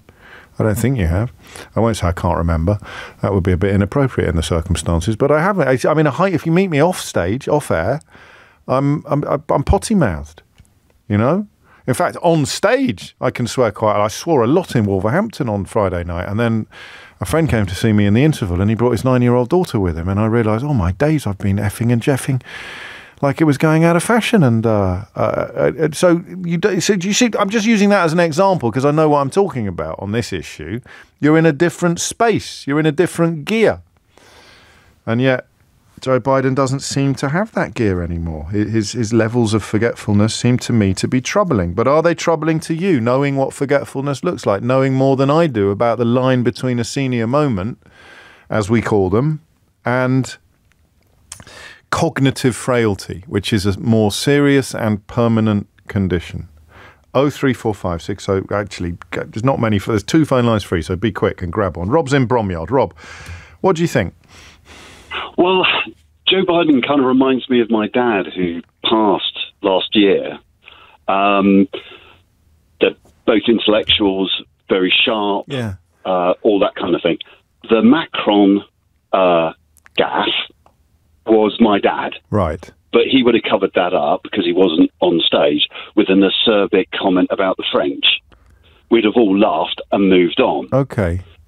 It was only, and I understand dementia because my mum had vascular dementia, which she died of. So I fully understand the signs of dementia. As you get older, he says, being 60, you get some cognitive decline. Anything else, you're kidding yourself. Yes. If you don't buy into that. But what I found was, and what we found with my dad was, it was only at the point at which we had to spend more time with him. He had sciatica, right? So I had to go and stay with him to look after him, and that's when I saw the state of the cognitive decline. Because he could put a show on for half an hour, and there'd be the occasional word gaff. Sure. But he'd also give you a 20-minute discourse about the dysfunctional political system that we have here. Without putting a foot wrong. Without putting a foot wrong. And would come up with ideas that would leave you breathless. But an hour later, he'd have forgotten he had that conversation. Ah, okay. Now, it wasn't dementia, it was cognitive decline. His memory was starting to go. So just think of it as a muscle, almost, and the way you will slow down. Even if you keep yourself in tip-top shape, you will slow down with every passing year. Absolutely. And what's really important is the people that are around him. And I have confidence in Dr. Jill that if he makes a big misstep, they'll be all over him. Yeah. And that's what you have to have confidence in. We had to take my dad's driving keys away. All of that kind of thing had to happen in the end. And I suspect Joe Biden is a long way from all of that. Yes, I do too. But it would be remiss not to acknowledge that he might be on that path. Do you think he probably is? Almost certainly. Yes. But when I saw the Mitterrand Macron thing, I actually laughed out loud because it reminded me of my dad. Oh, that's quite poignant, isn't it? In a way. Of course. The key thing is, hope to Christ, James, he's got the right people around him. Nicely put, actually, because the alternative is obviously the alternative, if it involves increasing Donald Trump's chances of getting back into the White House, it is objectively awful for humanity. And I fully appreciate, I don't want to alienate any listeners, that some people love the idea of Vladimir Putin trampling all over Ukraine and then quite possibly moving on to Estonia or Finland, and they love the idea of stability in the West being even further undermined than it has been already. You probably wouldn't if it actually happened, but at the moment you think Donald Trump is the answer to all your prayers, and I fully appreciate your existence. And of course your epic wrongness, but everybody's got the right to be wrong. Thank you, Rob. Speaking of which, big apology coming from me at 5 to 12 this morning, something that happened on the programme back in November. You may have picked up on it at the time, but it would be... What I'm not going to do is just sort of, quickly do it with no fanfare or fuss. It deserves at least as much attention as the original mistake stroke crime got at the time. So that's coming up at 5 to 12 today. You don't want to miss that. I certainly won't be forgetting. Rob, thank you. Kate's in Southport. Kate, what would you like to say? Hello, James. Hello, Kate. I'm 74 and I'm favourite for forgetting names. Yes. But I can forget a name and then half an hour later or perhaps next Tuesday I will remember it again. So I think that makes me all right. Yes. But my grandma and my mum both died of dementia, which scares the living daylights out of me because I am constantly thinking when I forget something, oh my God, am I going like my mum? Do you know what I mean? I do. That's a real big scare. And do we know, or do we need other people outside to tell us the difference between because, I'm 52 and I notice sometimes the ease with which I get the perfect word in the perfect moment is slipping slightly. So sometimes I use a slightly less perfect word, and then 2 sentences later I remember the word that I should have used. So you think of another one, yeah. I think you probably do need other people to. I'm particularly aware, as I said, because I can see it coming down the line. Or I don't know whether it's coming down the line or not, but I'm very aware of the fact that it might be. You're looking out for it, aren't you? You're probably hypersensitive to it. Yes, and I probably worry more than I should, to be quite honest. Yes. But I think somebody else will notice it more. And if either of my 2 girls ever said to me, Mum, I don't think you should be living on your own, come and live with me, that's another bloody nightmare, but we'll talk about it. Would they fight over having you or not having you, do you think, Kate? I don't know, but I sat last night thinking which one would I go and live with if it did happen to me, and then I thought, oh my God. No, let's not open that. That's a box of worms we don't need to look into just yet. It's like King Lear all over again, but in Southport. I'm very, very aware of my own situation, and I'm keeping an eye on it. Do you know what I mean? But I do. But I think when I get to the point where I can't work that out, that's when it becomes a problem, because I won't be able to work it out and I will need somebody else to tell me. I think as the conversation continues, we are recognising the cognitive decline, the inevitable effect of passing time, but not necessarily seeing echoes of a more serious medical condition at this point, in Joe Biden's case. I think when you get to that point, you don't recognise it. But I would say that mainly when I forget things, it's when I'm tired or when I'm stressed. And yes, so and he will be hanging on to that. He will be almost constantly tired and or stressed, wouldn't he? Which possibly undermines my point about gears and the notion of being in a heightened state of awareness or consciousness by dint of being in a situation, a live radio studio or a live presidential speech. You'd think that you were firing on more cylinders than you would be in a less stressful situation. But there you go. Kate's not the first to say that stress actually makes these problems worse. There was a guy, this text says, on MSNBC who was a neuroscientist and explained that memory loss at Joe Biden's age is totally expected, but it doesn't mean he has any sort of dementia or that his decision-making is impaired in any way. In fact, decision-making can be better at old age because of wisdom and experience, etc. It's the processor, not the hard drive, that we need to watch. I love the way I said that, as if I understood it. James O'Brien on LBC. James O'Brien on LBC. I have to do it, do you think? If I don't do it now, will anyone just pretend and just... No, all right, 5 to 12, big apology coming. Stand by. Seriously, it's not going to be pretty, but it's important that we get it out of the way. 5 to 12, up and coming. Before that, I think that you could almost describe 80% of political journalism this morning in the United Kingdom as an example of... Sneak here, sneak here, sneak here. The front page of the Mail is extraordinary. This, of course, comes from the people who told you that you'd have 40 new hospitals by now, and HS2 would be arriving any minute now at a platform just around the... Can you ever believe a word Sir U-Turn says? To which the answer is yes. When he says that he won't press on with policies that he doesn't believe the country can afford anymore, he will be telling the truth. I've loved, I have to say, I've really enjoyed listening to and watching the increasingly desperate attempts to turn it. Listen, I wouldn't have done it. Personally, I don't know whether Rachel Reeve should have been allowed to make the announcement in the first place. I would prioritise it. As an earlier caller said, you can always find the money. I personally would prioritise it. But then I don't think that I'd be 25 points ahead in the polls at the moment. So, you know, it's a trade-off between pragmatism and principle. But in terms of whether or not it is damaging to Keir Starmer, not whether or not you wish that he'd stuck with the original pledge, it's actually becoming close to hilarious to see the desperation with which people who have been cheerleading for Boris Johnson, Liz Truss and Rishi Sunak, more U-turns between them than, I don't know, the average HGV driving test, trying to pin this on Keir Starmer, the same people that spent months telling you about his curry as if that were the end of the world as we know it, and it turned out to be a completely innocuous meal. It's been quite beautiful. And I mention it because George tweeted a moment ago and he just said, there seems to have been a tangible shift in the electorate. And I thought this, I mentioned this to Eleanor, the producer, earlier this morning. Is it this Keir Starmer £28 billion story, even with the help of client media, would usually be bad news for Labour, but almost everyone seems to be commenting on how they appreciate the honesty. I think this is significant.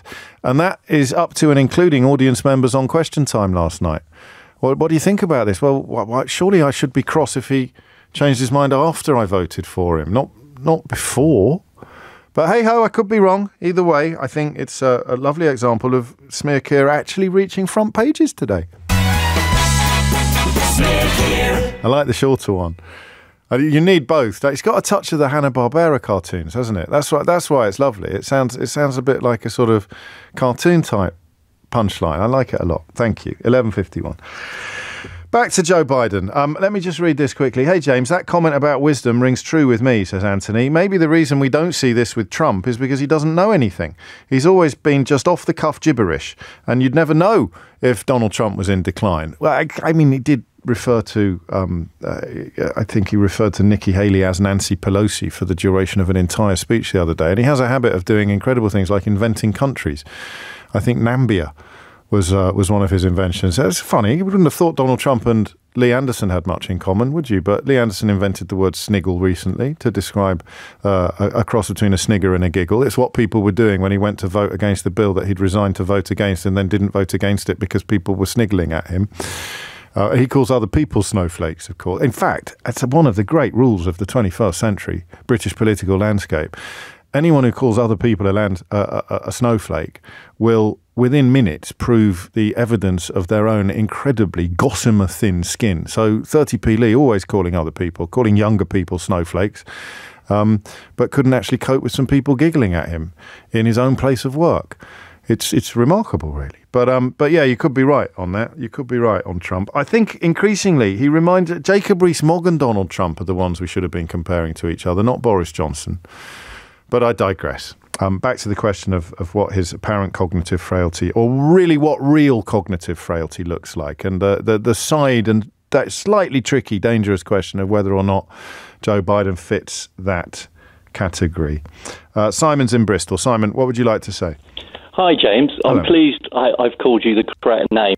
It's always the thing that I'm really scared of doing, calling you my name. But anyway. Well, that happens a lot and is not a sign of cognitive frailty, is it? It's a sign of nerves, actually, on the radio. It is. And I would be clear, I don't think Joe Biden should stand. I want the Democrats to win. But Okay. I have a speech impediment, as you might be able to tell. I don't know. But yeah. I don't think this accounts for all of Joe Biden's errors. But people who have a speech impediment, they do this thing, and this links to what you were saying. They really are switched on because they're anticipating words that are coming up. I think Hamas could be one for him. Yes. And they switch them with other words. Oh, now, okay. he's got a speech impediment, but he has said that he's cured. Most people with a speech impediment will tell you, you're never actually cured. I think it's a pride thing. People view people with speech impediments of lower intelligence, and I do feel that a decent percentage of his gaffes look to me like word swaps or hesitations. Yes, of course. Because he doesn't want to stammer. But not Macron Mitterrand. No, probably not. But Hamas, because I've just slightly stammered on Hamas there. Yes. So, some people can't say their own names because it's a particular difficult word. And it makes me want to scream when I hear some of it and the cruelty that's headed out to him. Because I'm glad you've done this. I think this is really important. Quite a few people have made the point by text, but nowhere near as powerfully as you've done. And that notion of swapping out words because you know you'll struggle with that one, but you'll be fine with that one. That's quite a big piece of this particular jigsaw. But it's not exactly what you were saying. You know, you saying that you would know not to swear. Yes. A person who stammers will often be several moments further down the conversation, and they're thinking, oh, I can't say Tuesday, I'll say next week or something. And if he is doing that, I really feel for him, because just stammer and don't worry about it. But the thing is, if he stammered, the same ghouls would be down on him to say that it was cognitive decline. It would possibly be worse. But briefly, because I've got an important no, don't apologise. I'm saying just I've got a very important apology to make in a minute. Don't laugh. Sorry. No, stop it. Seriously. Why did you say when you started that you don't want him to stand? Given that you've in many ways just defended the apparent missteps that we've seen. You know, we use the cliche about the Ming vase. Yeah. With Joe Biden, he's not. He's walking across a room where people are dancing in and out of him with the Ming vase delicately caught in one hand. It's terrifying. I don't think that my nerves could take the next 9-10 months. No, tell me about it. He's not going to make it. It's such an intense thing to do. And he is looking frail. It's terrifying, isn't it? It's terrifying for the world. It is when you put it like that. I was just clinging to a little bit of hope, actually, towards the end of this conversation, but up you popped.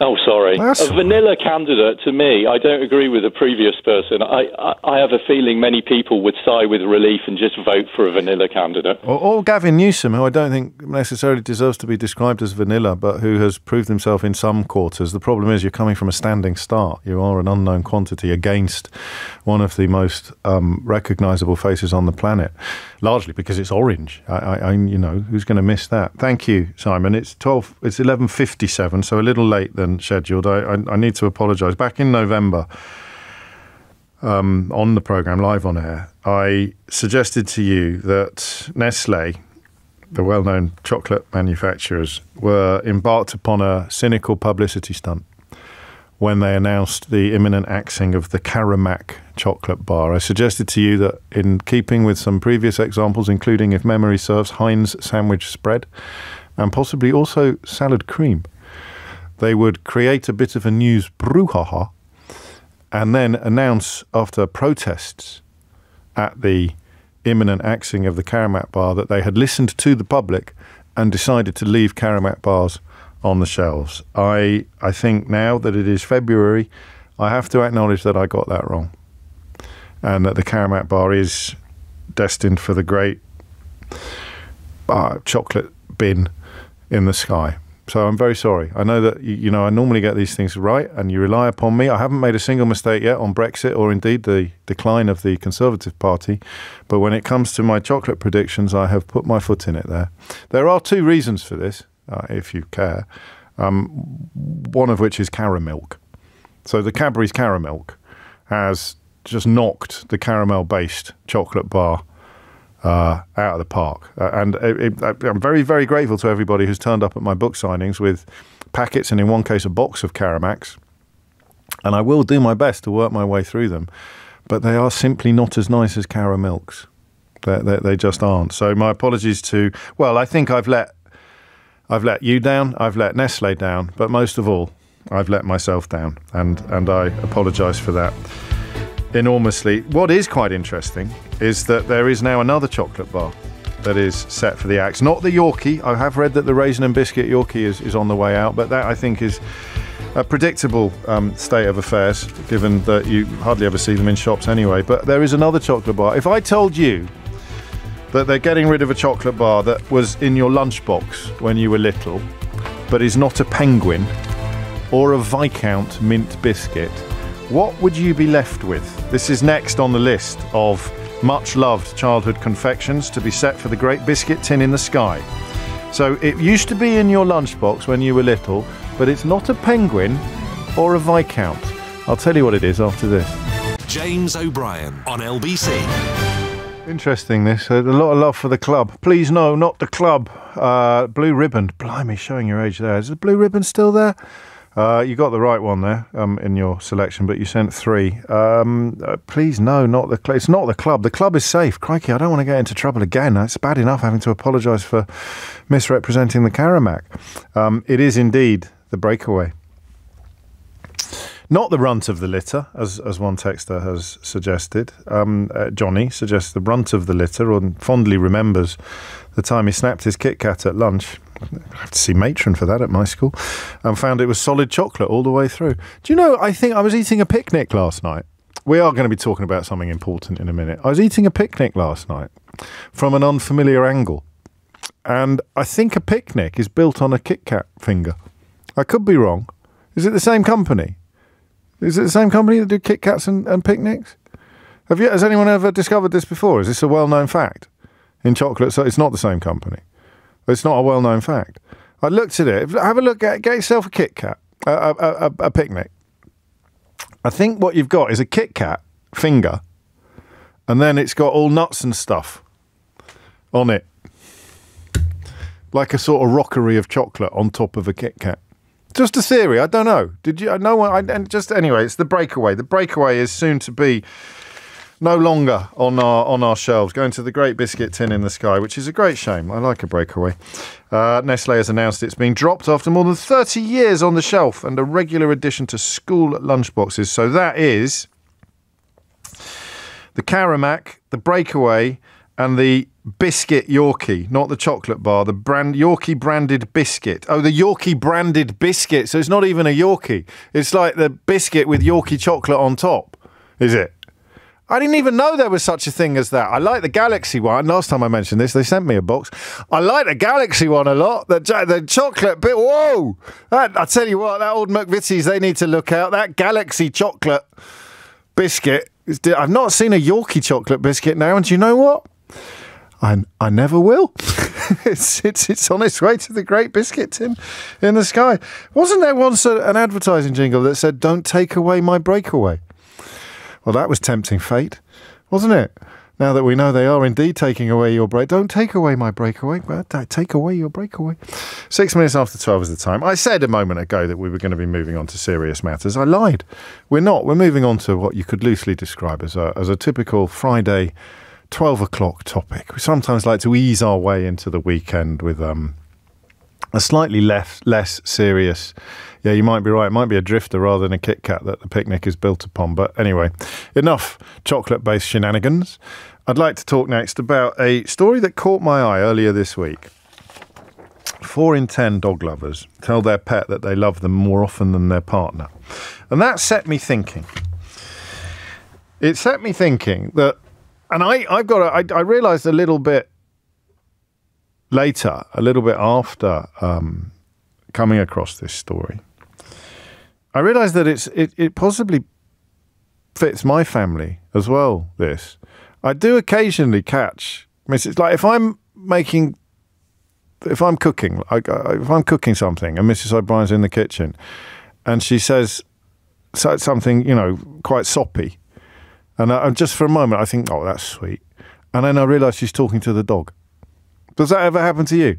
Like you might be in the next room and it's, oh, hello, darling. How are you? Have you had a nice day? And you go, I don't know why she's talking to me as if I'm a baby, but that's very sweet and that's rather nice.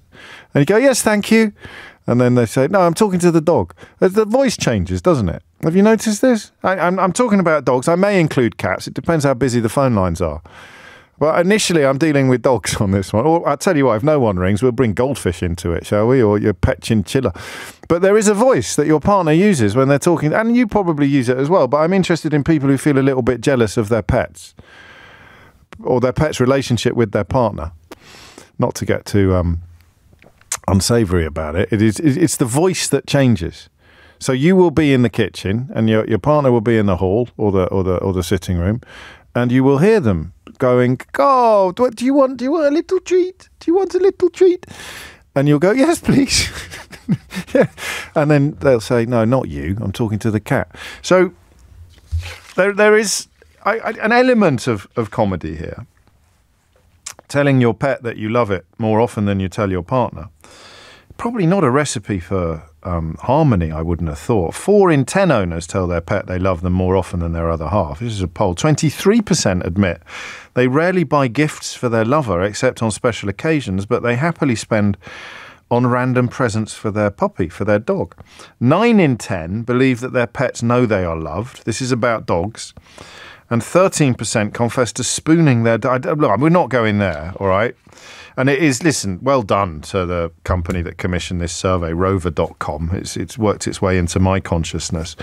But what I'm interested in is the genuine fear or a genuine resentment that your partner loves their dog more than they love you. Okay? That's what I'm looking for this hour. And what your proof would be? What would you point to? Let's pretend we're in court and you're getting divorced. And some of the evidence you offer up includes the allegation that your partner loves their dog and shows their dog more love. Because I'm also interested in partners who are being unfairly maligned. The point is that you are more demonstrative with your dog than you are with your partner. What does that feel like if you are the partner? 0345 6060 973 is the number that you need. If you want to change your name and admit that if push really came to shove, you probably would choose your dog over your partner, you are also welcome to ring the programme today, although I would urge you to be very careful and mindful of just how many people could be listening as you make that confession. But the story is relatively straightforward. 4 in 10 dog lovers tell their pet they love them more often than their partner. I'm interested in the kind of the silent victim in this story, in that you're hearing me talk about this now, and you know that they love you to pieces, and you haven't got any worries at all. You're not jealous of the dog, but you do wish they would tell you that they love you more. You do wish that they would actually say to you, at least as often as they say to the dog, oh, Juby, Juby, Juby, Juby, Jew, I love you. I love you, love you, love you. Possibly not using that voice, but nevertheless expressing that emotion. You are actually peeved, even though it's not a big deal. I mean, the divorce line would be a bit strong.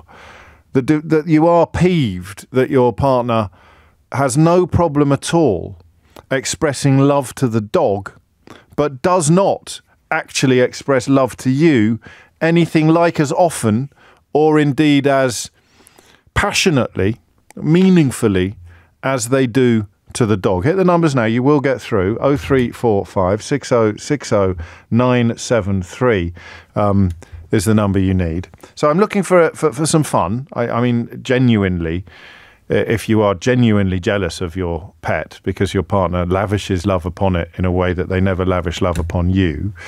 But then I'm also interested in the sort of less serious element of it, which is I don't think they realise, but I wish, because it catches me occasionally. We're quite a demonstrative family. You probably won't be surprised to hear that by the amount I overshare on the radio. So I was raised, my mum tells me that she loves me endlessly, every other sentence. Always has done, always will do. And I'm the same. So there's no particular absence of expressions of endearment at home, but there's something about Mrs. O'Brien's voice when she's talking to the dog that is never there when she's talking to me. I don't know quite what it is. It's not just the infantile. That would be weird. If she, I'm in my 50s. If she spoke to me like I was a little baby, that would be very weird, and I don't think I'd like it. But there is something there. There's a sort of, do you know what it is? Oh, I can't believe I'm sharing this on the radio now, but in for a penny, in for a pound. There's a sort of joy when she's talking to the dog. There's a sort of, like a lightness of there's an air of liberation in her language. Oh, la, la, la, like that, which I don't always hear when she's telling me that she loves me. And that is a very low level of what we're describing here. So there'll be various gradations, various degrees. You are genuinely worried that your partner loves your dog more than they love you. You are prepared to admit that you love your dog more than you love your partner. You are fairly relaxed about everything, but would actually quite like it if your partner did tell you that they love you as often as they tell the dog. And then any other element of this phenomenon that you think might be helpful or entertaining for everybody listening. You're listening to James O'Brien on LBC. Duncan says, please can you put some clips of you doing those voices on the LBC YouTube channel? Certainly not. Certainly not. The only reason why you would move yourself from a proper broadcast station to YouTube is if nobody is listening to you or watching you on your proper broadcast station, Duncan. So I shall, if enough people want me to, do the little voices on the radio. I'll do the little voices. Just to be clear, I do not want Mrs. O'Brien to start talking to me like that. But there is something in this story, isn't there? There is something in that you very, very rarely have a proper balance in the love triangle where one of the points is a pet. It's very rare that both partners in the human relationship have an equal affection for the dog in particular, maybe with a cat, but the dog normally has a favourite. There's a leader of the pack, isn't there? And there is something about the tone of voice deployed when talking to the dog that is never deployed when talking to the partner that I think could cause a little bit of grievance. Hit the numbers now. You will get through. 0345 6060 973 is the number that you need. The time is approaching 11:45. I was expecting to have heard from the High Court today about Prince Harry's latest legal adventures. That might come in before 1 o'clock, but if it doesn't, I will give you an extraordinary illustration. I mean, it's almost up there with do you remember the time, I've told you about this a few times, the time that Meghan Markle was accused of trying to kill her nephews and nieces because she had a certain type of flower in her wedding bouquet, accused by the British media. And then it turned out that Kate Middleton had exactly the same flower in her wedding bouquet, and they described it as beautiful and traditional and a lovely example of what all brides should be like. There's another example of just how mad the British media is when it comes to reporting on Harry and Meghan that has been under your very noses this week, but you may not have noticed it. It's 12:15. James O'Brien on LBC. James O'Brien on LBC. It's 18 minutes after 12. I may have miscalculated on this one. I don't want to jinx it before we start, but it may be that people have heard this as an invitation to ring in and boast about how much they love their pets, which it isn't supposed to be. It's supposed to be ring in and moan about how much your partner loves their dog and the fear that your partner loves the dog more than you. But we'll see how we go. Alexandra is in Hertford to kick things off. Alexandra, what would you like to say? Good morning, James. How are you? Very well, thank you. What's going on? Good. So I've got 2 basset hounds, and I'm not going to boast about them. And I've had them before my husband came along. Right. And I do love them more than I love him. Does he know that? But he's fine with that. He's standing here looking at me and laughing. Well, he doesn't believe you. No, probably not. But he's really good. I do. He picks up all the poo and he feeds them, and he comes down in the middle of the night to check on them because they're quite elderly. So yeah. And he doesn't. This is what I was worried about, Alexandra. So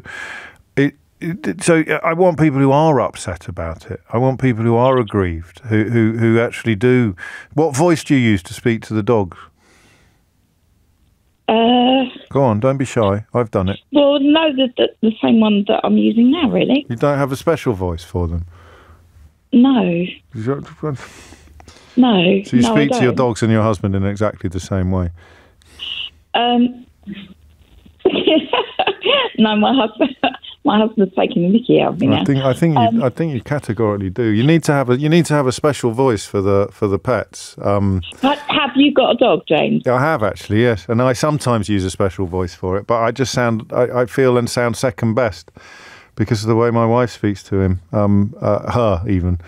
Having that special sort of timbre, of it's devotion, isn't it, that you're looking for? It's a different sort of dependency. The dogs are dependent on you, and hopefully your husband isn't. So there's a different dynamic. Graham's in Gloucester. Graham, what do you think? Yeah, my wife thinks I love my dog more than I love her because of the way I speak to my dog. And I mean, you can be honest with me, Graham. No one's listening. Is she right? Not really. No, I do love my partner more than my dog. It's just that my dog doesn't give me a reaction, sort of thing. It just looks back at me and wags its tail, whereas my wife will make an off the cuff comment. Well, she hasn't got a tail. In her defence, I know she can't wag its tail. I know that. It'd be nice if she could. So she notes, because I don't think I'm looking genuine. I mean, we're having a bit of fun. I'm not actually looking for relationships. Well, I don't think I'm looking for relationships that are genuinely threatened, but there is a sense there of, why can't you speak to me like that? Why do you find it easier to be emotional with the dog than you are with me? Like when my wife asks me that, it's normally if I tell my wife I love her and things like that, she and tell her she's beautiful, she might make an off-the-cuff comment like, "Oh, where are you looking?" or "What's right. You?" sort of thing. Whereas a dog just kind of smiles and wags its tail. Oh, this is really sweet. It's just less complicated. Your wife's looking for a hidden agenda, or she thinks you're after something, or she's sort of, go, what are you up to then? Whereas with the dog, it just takes your love as it's intended, Graham, as the pure, unadulterated love that it is, whereas your wife has to try and complicate things. Yeah. I like it. Do you, hand on heart, do you find it easier to say I love you to the dog than you do to your wife? Yeah. It's a funny one, man. We don't do it a lot. Not all men do. 12:23 is the time. The sense of grievance about this, the idea that I'm not entirely comfortable with it. Mike's in Whetstone. Thank you, Graham. Mike, what would you like to say? Well, first of all, I just wanted to say, Jeff, I was very upset you didn't spot my tweet about your question about the chocolate biscuit. What was that? When I said, don't take away my... Oh, hang on a second. That was it. Well played. Yeah. But yeah, the main reason I called was because my kids pretend to take it as a joke, but they actually, and my wife as well, they did actually get quite upset when I replaced the screensaver on my phone with a picture of the dog. Yes, and you do it because the dog it elicits an emotional response in you that is different from the one you get when you see a picture of your wife and children. I think so too. But actually, while I've been listening to you talking while I was on hold, I realised that it's actually more complicated. It's actually about sort of family hierarchy. Go on. So, the dog's upset now because I've replaced the picture of him on my phone with the picture of a cat. Oh, crikey. So the cat's at the top of the tree at the moment. What is it? Go on.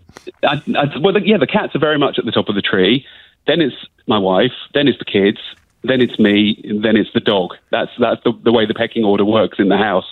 So it's very sort of complicated dynamics among different people. And I do think that if you want to take it seriously, it's about with animals. It's about being able to be emotional and it be uncomplicated. Well, Graham got there, didn't he? Actually, that idea that I can be completely authentic without any fear of embarrassment or comeback or as I didn't quite understand what he meant when he talked about off-the-cuff comments. If I tell my wife I love her, if I tell my wife she's beautiful, she'll make an off-the-cuff comment. He's talking about feeling a bit embarrassed. So I put it all out there. I love you. I love you, snuggykins. You put it all out there. Your wife might turn around and go, stop being such a weirdo. Whereas your dog is never going to do that. So you can, this is, I think, where the seriousness lies. You can actually scale heights of emotional literacy with your dog that you can't scale with your partner. And I mean, there's fun here, screensavers notwithstanding, but there is definitely something going on, and I'm going to pin down what it is if it kills me. 25 after 12, Mike, take care. I did indeed misgender my dog. I love it when you are paying more attention to the programme than I am. So I mentioned earlier, didn't I, that I came across a little bit of abuse on the old social media earlier this week or late last week because I misgendered Brianna Jai. I said he we've spoken about her for probably 3-4 hours since that dreadful verdict was delivered, and I think I used the word he once by accident, very, very quickly corrected it. And I explained to you earlier, and indeed yesterday, that I did so because when I was coming back from the break, I was planning to talk about her dad's dignity and what her dad had said. But I kind of got my wires a tiny bit crossed and said he, because I had her dad in my mind instead of she, which would have referred to her. And some people accusing me of genuinely, like really nasty, vicious accusations of transphobia and the usual dismantlements that go along with that. And I just did the same with my own dog. I literally just said he instead of she and corrected myself. And I love how many people listening have picked up on that and said, you better stay off Twitter for the rest of the day. You just misgendered your own dog. 26 minutes after 12 is the time. Tony's in Birmingham. Tony, what made you pick up the phone? Yeah, well, people are always misgendering my dog because he's too pretty to be a boy. All human life is here today. That's not what you rang in to tell me, Tony. What you rang in to tell me... No, it wasn't. Go on. I wanted to put it on a different slant on it. I mean, a lot of dog owners are married couples who don't have any children of their own. So our dog is our child, and you love your child, I assume, more than anything else. Yes. And I think it's an extension to that.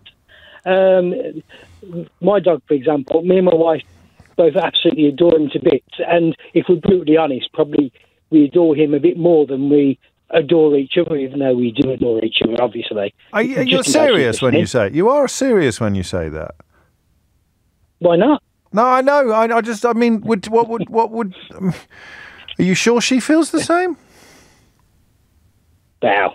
Who knows? Who knows really what goes on in the mind? Is it because of that? I don't want to say not answering back because that sounds coercive, but just that dependency, that what you have, it's a less complicated relationship. You don't have to work at it, do you, at all, your relationship with your dog? As long as you feed them and take them for a walk, they think that you're the bee's knees. Yeah, but I mean, we've had to work on the relationship with the dog because he's a rescue and he's been abandoned at least twice in his life. And even now, when one of us tries to leave the house, I mean, last night my wife went out for a meal with friends, yes, and the dog was inconsolable. He cried and whined for the 2.5 hours she was out. Separation anxiety. Does he do that when you're out? Oh, he tries to attack me to stop me from leaving. Oh, really? Yeah. We don't get that with children. No, you don't. But I mean, I wouldn't have it any other way. I mean, but if people saw the side of the dog that we see every day, the loving dog, you would not fail to fall in love with him. I love you, mate. That's so sweet. I used to be such a wombat when it comes to people who love their pets, what you might describe as a little bit too much. But it's just a sweet thing, isn't it? It really is. Until it's not, and the point at which you actually become a little bit jealous. Jealous of a pet, that's what we want. Are you actually jealous of your pet because of the way your partner interacts with them? 0345 6060 973. Oh dear, James. A sudden terrible realisation that if one of our cats meows and scratches at the door at 2 a.m. and then sits on my head, I get out of bed, pick them up, take them downstairs, murmuring, is baby boy hungry or is baby girl hungry? I feed them, I stumble bleary-eyed and smiling sloppily back to my bed. But if my beloved husband snores at 2 a.m., I poke him in the back and hiss, shut up. That is kind of evidence of what we're talking about. But what I'm not getting at the moment is the resentful husband.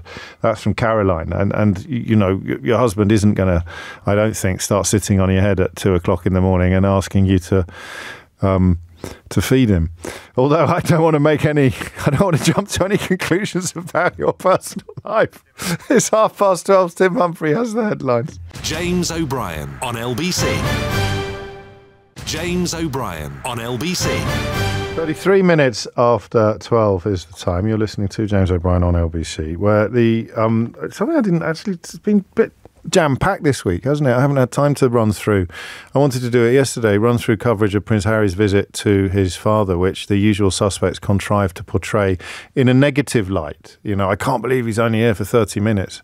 My information, by the way, is that the King and Queen were hot-footing it to Sandringham at the first opportunity. So basically, King Charles rang his son, told him that he had cancer, and his son got on the plane, almost the first plane out of America that he could get on.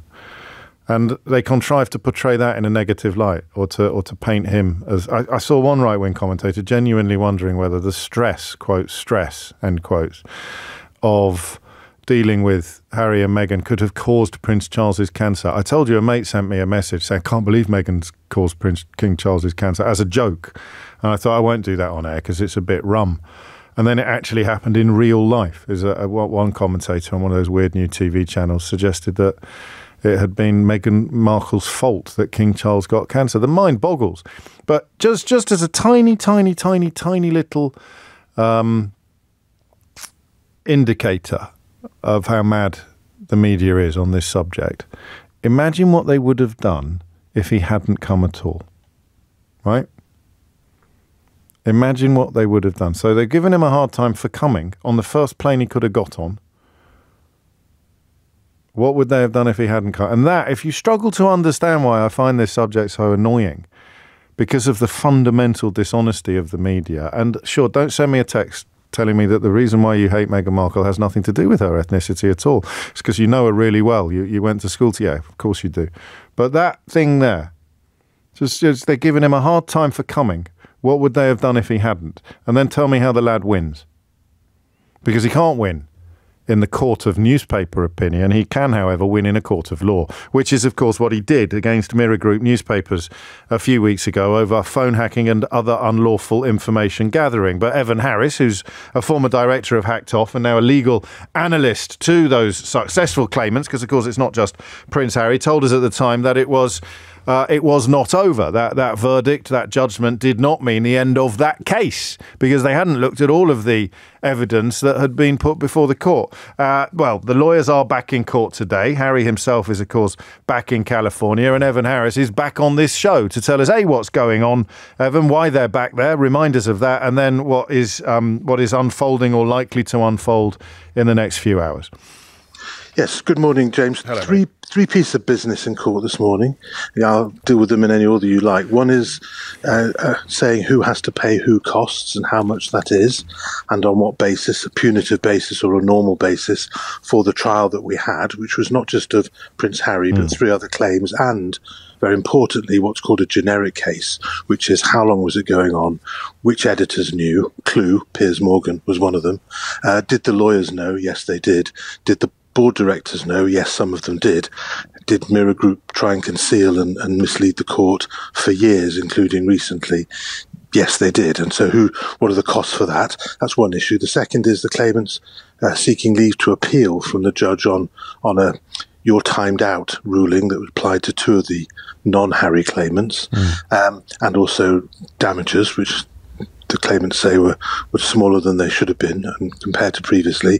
And then thirdly, the court's been told that the Mirror has conceded the rest of Prince Harry's case. And I think his lawyer will be making a statement outside court at lunchtime, making the same point and quoting from the judgment, I suspect. What do we mean, if you could just translate conceded the rest of Harry's case? Well, so Harry argued that 148 articles, including many, multiple dozens, which were published during Piers Morgan's time as editor of the Daily Mirror, were the subject of unlawful information gathering. The trial we just had could only deal with a sample of 33 of those 148, and awarded him £115,000 damages for the liability for a number of those articles that were found for those 33, plus £15,000 aggravation for the way Mirror had behaved. So you've still got 115, if my maths is correct, to be determined, and that would need another trial. And so normally the parties agree, since the Mirror effectively lost, that they don't want to have another £1 million trial to pay. They will pay more damages. So they will pay as if all of those were found to be... they'll pay as if a similar proportion from the original trial. I'm not entirely privy. Well, no, of course. If I was, I couldn't say. But I don't think this claimant would have settled for less than a multiple of the damages he got, because 33 out of 148 needs to be scaled up, and he'd get his costs. No doubt he'll give the money to a good cause, not about damages for him. But the fact is that pretty quickly, actually, because there was no rush, they have conceded his case and accepted they're liable for more articles, including, as I say, during Piers Morgan's time as editor, which the judge found in a ruling that he clearly knew that phone hacking and other unlawful activity was taking place. You have to remember that. Indeed, and it makes a mockery, as you explained to us at the time, of the statement that Morgan made outside his house after the last judgment, which was sort misleading, self-serving and whining, yes.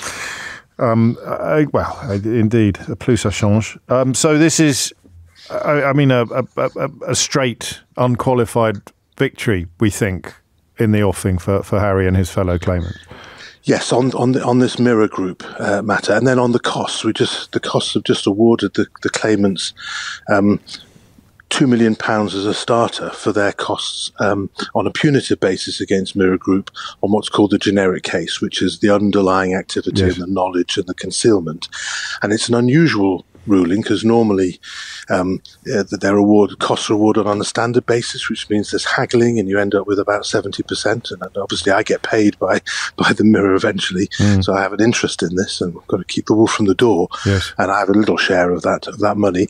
But he said no. This is going to be on a punitive basis called an indemnity basis, because of the shockingly dishonest way that the Mirror had conducted this litigation, the Mirror Group, which is Reach, latterly, Reach PLC. And the sad thing, may I say, for journalism is if Reach had behaved better, then that money could have been spent on journalism, but preferably public interest journalism, but even journalism of a tabloid nature, which can be entertaining, but it's not. And journalists rightly should be furious with their employers, because there are cuts at this company. They're sacking people left, right and centre at Reach at the moment, and some questions over the very survival of the Daily Express, of course, which is part of their stable, although not involved directly in this action.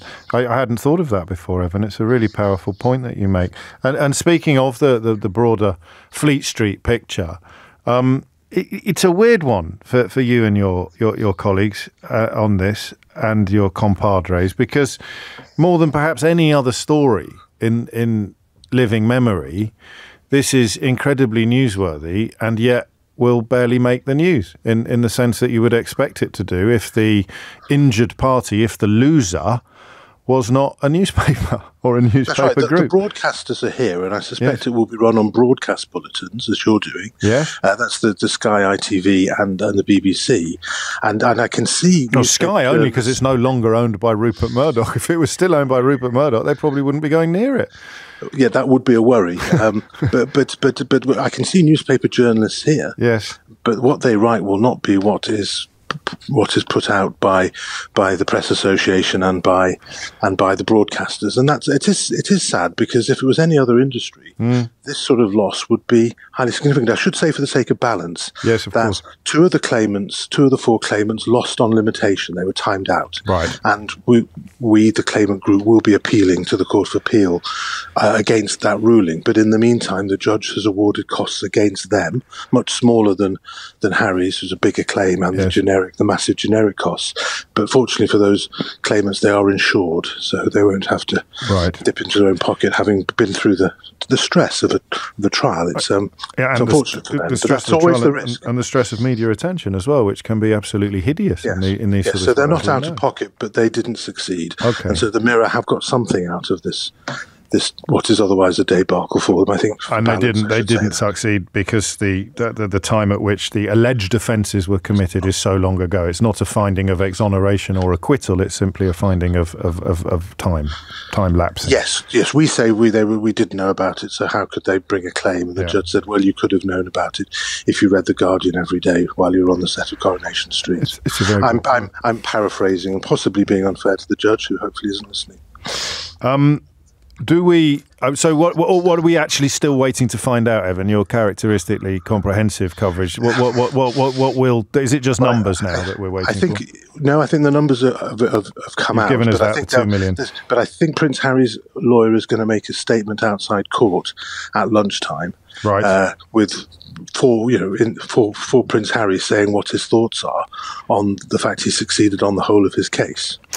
I look forward to that. It may come in our time, may come in Sheila's. Any link, do you think, between this verdict dropping and announcements overnight that Piers Morgan's show on Talk TV is no more? It's unclear to me. I don't know if you've been able to establish whether this is Talk TV suddenly realising that they've got someone who stands accused by a judge on overwhelming evidence to have lied on oath at a public inquiry and misled repeatedly their viewers. I don't think the owners of Talk TV care. No, so I don't think it's a demotion. But I think Piers Morgan will be under some stress. But even a rusty doctor like me knows that doesn't cause cancer.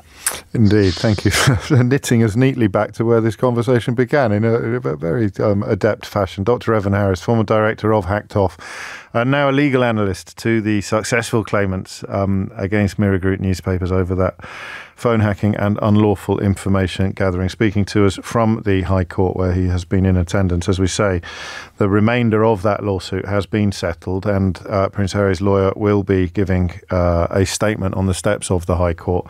Whether or not you hear it on my show or elsewhere today depends upon precisely when he begins to give that statement.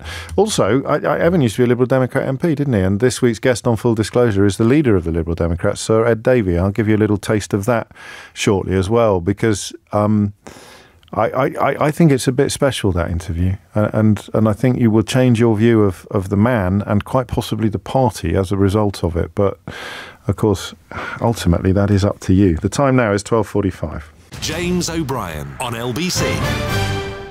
James O'Brien on LBC. 12:48 is the time, and you're listening to James O'Brien on LBC. Back to the sadness, really, of feeling that your partner is more affectionate towards their pet than they are towards you, and the serious side of it as well. I'd like to explore, as well as the relatively silly stroke funny side of it. Barbara's in Clapham. Barbara, what made you pick up the phone? Hello, James. Hello, Barbara. Love your show. Thank you. Okay, so basically what you said is exactly what happens to me. Oh. So my partner, lovely guy, but I know he loves his dog better than me. I know that for a fact.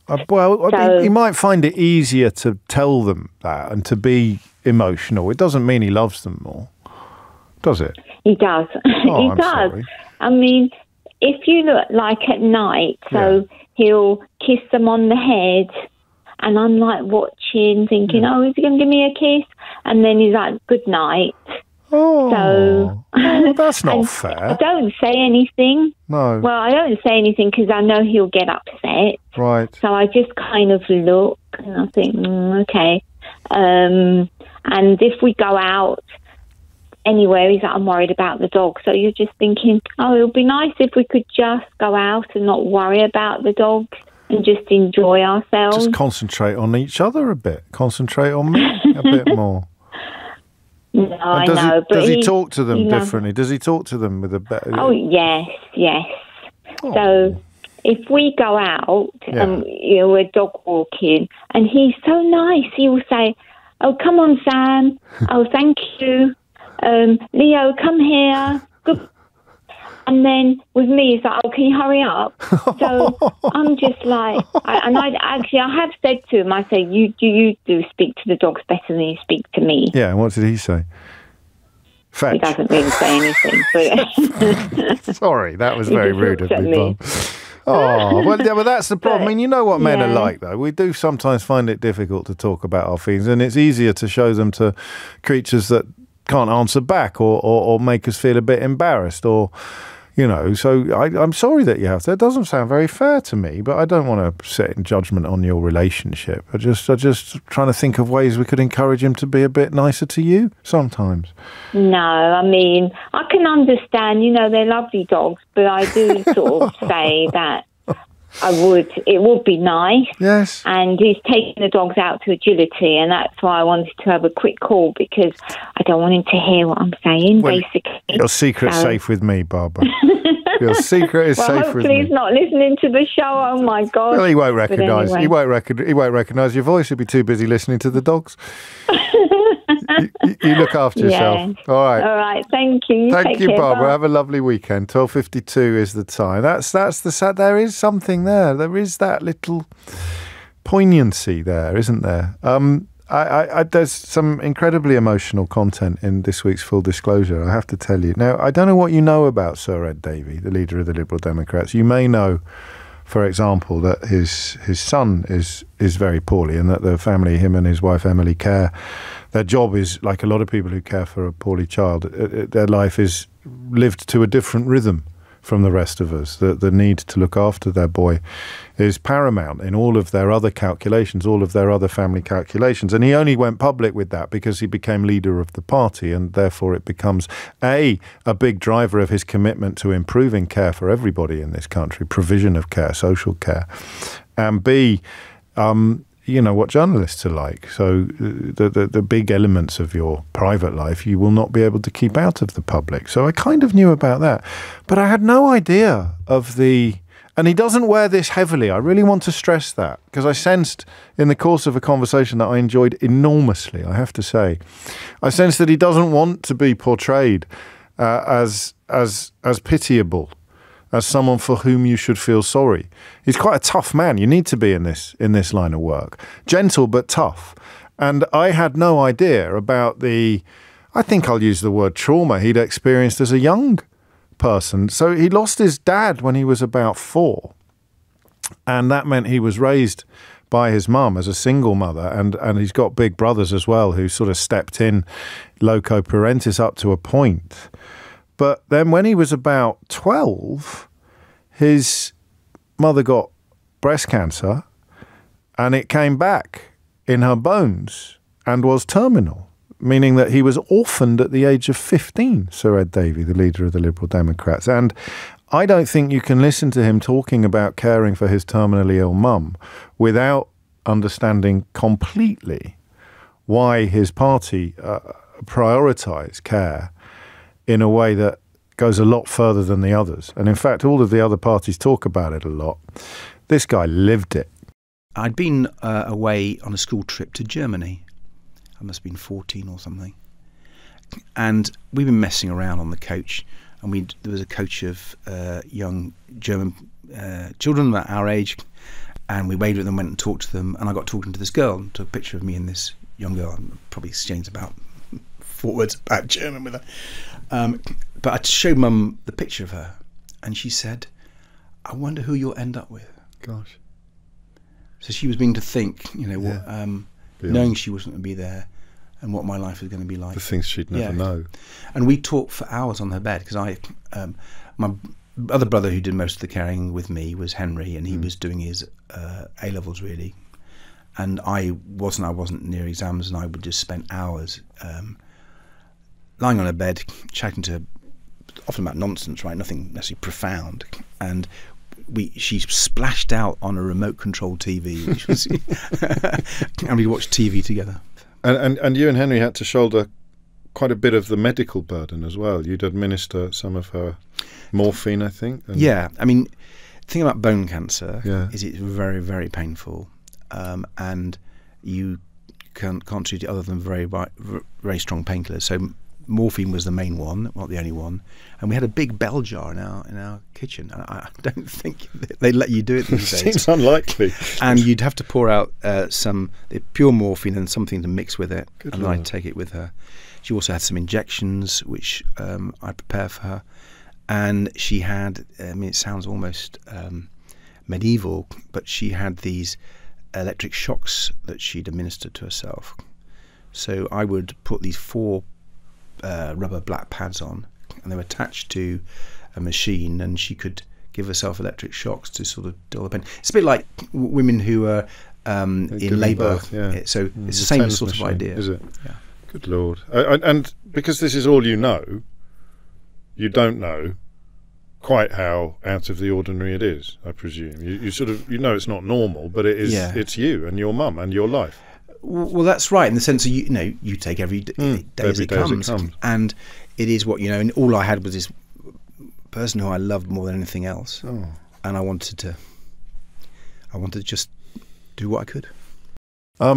You'll change your view, actually, of Ed Davey if you've got one at the moment. But I think you'll change your view of politicians if you listen to that interview. Do you know, I wasn't expecting that to happen. It made me think of the first hour of the programme about saying they're all the same and they're not, Some politicians go into it because they actually want to serve the public. They want to make the country a better place for people like themselves, or people like their poorly mums, or people like you. And other politicians go into it because they want to impress their father-in-law, or get their name on the honours board at Eton, or make it easier for the rich to get even richer. I'm not going to name any names. You can work out which politicians in positions of current prominence fit into which of those categories. But I have to tell you, I think that of all the full disclosure interviews I've done, and I've done a lot, including with politicians from all parties. Actually, I tell a lie, that's the first Liberal Democrat that I think I've done on full disclosure. But I've done Tories and I've done Labour politicians, and I think I'm doing Caroline Lucas soon, so that would be a Green. That is, for me, up there with the most significant, because the humanity, we need a reminder of the humanity of politicians sometimes, don't we? When we see the current breed competing to be as cruel as they can, or to be crueler than their rival on the issue of transgender people or refugees or whatever it is, and just to hear a politician who has been there, who's been into the saddest places. Lose your mum at 15 after losing your dad at 4 is an education. No guarantee that it would make you empathetic or indeed push you towards politics in the hope of improving the system for people who find themselves in it. But I think it's a fairly reliable indicator that you're in it for the right reasons. And of course, that's a very small part of the political picture of which he is part, and the political package which he offers. But yeah, you are witnessing the very odd sound of me waxing lyrical about a politician in the current political climate. Very, very, very impressive man. That's it from me for another week. If you have missed any of today's show, you can listen back on Catch Up on Global Player, the official LBC app, where you can also pause and rewind live radio. Download it for free from your app store, or head to globalplayer.com, where you can also get all of the Full Disclosure podcasts. Coming up at 4 on LBC, it's Tom Swarbrick. But now it's time for Sheila Fogarty. James O'Brien on LBC.